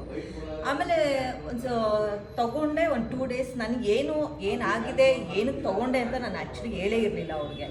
ನಾನು ತೊಗೊಂಡು ಆದಮೇಲೆ 2 ಡೇಸ್ ಆಯಿತು, 3 ಡೇಸ್ ಆಯಿತು. ನೆಕ್ಸ್ಟ್ ಇನ್ನೊಂದ್ಸರಿ ಸಿಕ್ಕಿದ್ರು, ಮತ್ತೆ ಟಚ್ ಕೊಟ್ಟಾದಮೇಲೆ ನಾನು ಏನಕ್ಕೆ ತೊಗೊಂಡೆ ಅಂದ್ಬಿಟ್ಟು ನಾನು ಇನ್ನೊಂದು ವಾರ ಬಿಟ್ಟು ಹೇಳ್ತೀನಿ ಅಂತ ಸುಮ್ಮನೆ ಆದೆ. ಅದಾದಮೇಲೆ ಮತ್ತೆ ಒಂದು ವಾರ ಆಯಿತು, ಯಾವುದು ಫೀಲಿಂಗ್ಸ್ ನನಗೆ ಬೇರೆ ಥರ ಫೀಲ್ ಆಯಿತು. ನಾನು ಏನಕ್ಕೆ ತೊಗೊಂಡಿದ್ದೆ ಅಂತ ಆಮೇಲೆ ನಾನು ಅವ್ರಿಗೆ ನನ್ನ ರಿಸಲ್ಟ್ ನೋಡಿಕೊಂಡು 1 ವೀಕ್ ಆದಮೇಲೆ ನಾನು ಹೇಳಿದೆ. ಆ್ಯಕ್ಚುಲಿ ನನಗೆ ಇದ್ದಿದ್ದು ಹೆಡ್ಏಕ್ ಪ್ರಾಬ್ಲಮ್ ಇತ್ತು. ತುಂಬ ನಾನು ಜರ್ನಿ ಮಾಡೋದ್ರಾಗಲಿ, ಸ್ವಲ್ಪ ಜೋರಾಗಿ ಮಾತಾಡೋದ್ರಾಗಲಿ, ತುಂಬ ನಾನು ಏನದು ಸ್ವಲ್ಪ ಕಿರ್ಚೋದು ಏನಾದರೂ ಇದ್ದರೆ ಟೆನ್ಷನ್ಗೆ ಆ ಥರ ಏನಾದರೂ ಇದ್ದರೆ ನನಗೆ ಹೆಡ್ಏಕ್ ಪ್ರಾಬ್ಲಮ್ ಬರ್ತಾಯಿತ್ತು. ಅದಾದಮೇಲೆ ನನಗೆ 1 ವಾರ ಕಂಪ್ಲೀಟ್, ನಾನು ವಾರಕ್ಕೆ ಏನಿಲ್ಲ ಅಂದರೂ 1 ಟ್ಯಾಬ್ಲೆಟು ಇಲ್ಲ 2 ಟ್ಯಾಬ್ಲೆಟ್ ತೊಗೊಂಡೆ ನಾನು ಕಂಪಲ್ಸರಿ. ಇದರಿಂದ ನಾನು MRI ಸ್ಕ್ಯಾನು ಮಾಡಿಸಿದ್ದೀನಿ, CT ಸ್ಕ್ಯಾನು ಮಾಡಿಸಿದ್ದೀನಿ. ನನ್ನದು ಯಾವುದೇ ರೀತಿ ಏನೂ ಪ್ರಾಬ್ಲಮ್ ಇರಲಿಲ್ಲ. ನಾನು ಅದಕ್ಕೆ ಇವಳಿಗೆ ಹೇಳೇ ಇರಲಿಲ್ಲ. ಒಂದು 15 ಡೇಸ್ ನಾನು ಯಾರಿಗೂ ಏನೂ ಹೇಳೇ ಇರಲಿಲ್ಲ. ಒಂದು 15 ದಿವಸ ಆದಮೇಲೆ ನಾನು ಏನಕ್ಕೆ ತೊಗೊಂಡೆ, ನನಗೆ ಯಾಕೆ ಕಮ್ಮಿ ಆಯಿತು ಅಂತ ಆಮೇಲೆ ಹೇಳಿದ್ದು ನಾನು. ಆಮೇಲೆ ನನಗೆ ಇದ್ದಕ್ಕಿದ್ದಂಗೆ ಆಮೇಲೆ 1 ವಾರ ಟಚ್ ತೊಗೊಂಡೆ. ಅವ್ರು ಹೇಳಿದ್ರು ಏನಂತ, ವೀಕ್ಲಿ 2 ಡೇಸ್ ನೀನು ತೊಗೊಂಡೇಬೇಕು ಅಂತ. ನನ್ನ ಪಾಪ ಅವ್ಳು ಸಿಗದೇ ಇರೋ ಕಾರಣಕ್ಕೆ ವಾರಕ್ಕೆ ಒಂದೇ ಸರಿ ನಾನು ತೊಗೊತಾ ಇದ್ದಿದ್ದು. ಅದರಲ್ಲೇ ನನಗೆ ಕಮ್ಮಿ ಆಯಿತು. ಮತ್ತು ನಾನು ಅವತ್ತಿಂದ ಇವತ್ತವರೆಗೂ ಮಧ್ಯದಲ್ಲಿ ಯಾವತ್ತೋ ಒಂದು ಸರಿ 1 ವೀಕ್ ಹೆಚ್ಚು ಕಡಿಮೆ ಆದಾಗ ನಾನು ಟ್ಯಾಬ್ಲೆಟ್ ತೊಗೊಂಡಿದ್ದೀನಿ. ಅದು ಬಿಟ್ಟರೆ ನಾನು ಇವತ್ತವರೆಗೂ ತೊಗೊಂಡಿಲ್ಲ. ಒಂದು 4 ಮಂತ್ಸ್ ಆಗಿರ್ಬೋದು ನಾನು ಟಚ್ ತೊಗೊಂಡವ್ರ ಹತ್ರ. ಇವತ್ತವರೆಗೂ ನಾನು ತೊಗೊಂಡಿಲ್ಲ. ಮತ್ತು ಅದಕ್ಕೆ ಅಂತಲ್ಲ, ಬೇರೆ ಪ್ರಾಬ್ಲಮ್ಗೂ ತೊಗೊಬೋದು ಅಂತ ಹೇಳಿದ್ರು. ನಂದು ಮೇಜರ್ ಪ್ರಾಬ್ಲಮ್ಮೇ ನಂದು ಹೆಡ್ಏಕ್ ಪ್ರಾಬ್ಲಮ್ ಇತ್ತು. ಬಟ್ ಇನ್ಯಾವುದೂ ಇರಲಿಲ್ಲ. ಅವತ್ತಿಂದ ಇವತ್ತರೆಗೂ ನಾನು ಟ್ಯಾಬ್ಲೆಟು ತೊಗೊತಾ ಇಲ್ಲ, ಏನೂ ಇಲ್ಲ. ನಾನು ವಾರಕ್ಕೆ ಇವಾಗ 2 ಟಚ್ ನಾನು ತೊಗೊತಾನೆ ಇದ್ದೀನಿ ಕಂಪಲ್ಸರಿ. ಅವ್ರು ಸಿಕ್ಕಿಲ್ಲ ಅಂದ್ರೂ ನಾನೇ ಹೋಗಿ ಎಲ್ಲಿದ್ದಾರೋ ಅಲ್ಲಿ ತೊಗೊಂಡೇ ನಾನು ಬರ್ತಾ ಇದ್ದೀನಿ. ಇದೊಂದು ಪಾಪ ಅವ್ರು ಎಲ್ಲಿ ಹೇಳಿದ್ರು ಬರ್ತಾರೆ, ನನಗೆ ಸಿಗ್ತಾರೆ, ನನಗೆ ಕೊಡ್ತಾವ್ರೆ. ಅದಾದಮೇಲೆ ವೆಯ್ಟ್ ಲಾಸಿಗೆ ಮತ್ತು ಇನ್ನೊಂದು ಪೇಯ್ನು, ಅದು ಪೇಯ್ನ್. ಇವಾಗ ಏಜು ಅಂದಮೇಲೆ ಎಲ್ಲರಿಗೂ ಜಾಸ್ತಿ, ಎಲ್ಲ ನಮಗೆಲ್ಲ 40+ ಆಗಿರೋದ್ರಿಂದ ನಾನು ಎಲ್ಲದಕ್ಕೂ ತೊಗೊಬೇಕು ಅನ್ಕೋತೀನಿ. ಆ ಥರ ಯಾವುದೂ ಇಲ್ಲ ನನಗೆ ಸದ್ಯಕ್ಕೆ. ಹೆಡ್ಏಕ್ ಪ್ರಾಬ್ಲಮ್ಮು ಅದು ಬಿಟ್ಟರೆ ಇನ್ಯಾವುದಕ್ಕೂ ಇಲ್ಲ. ನಾನು ನಾರ್ಮಲ್ ಆಗಿದ್ದೀನಿ ಈಗ. ಮೆಡಿಸನ್ ಯಾವುದೂ ಥರ ನಾನು ತೊಗೊಂಡಿಲ್ಲ ಇವತ್ತವರೆಗೂ.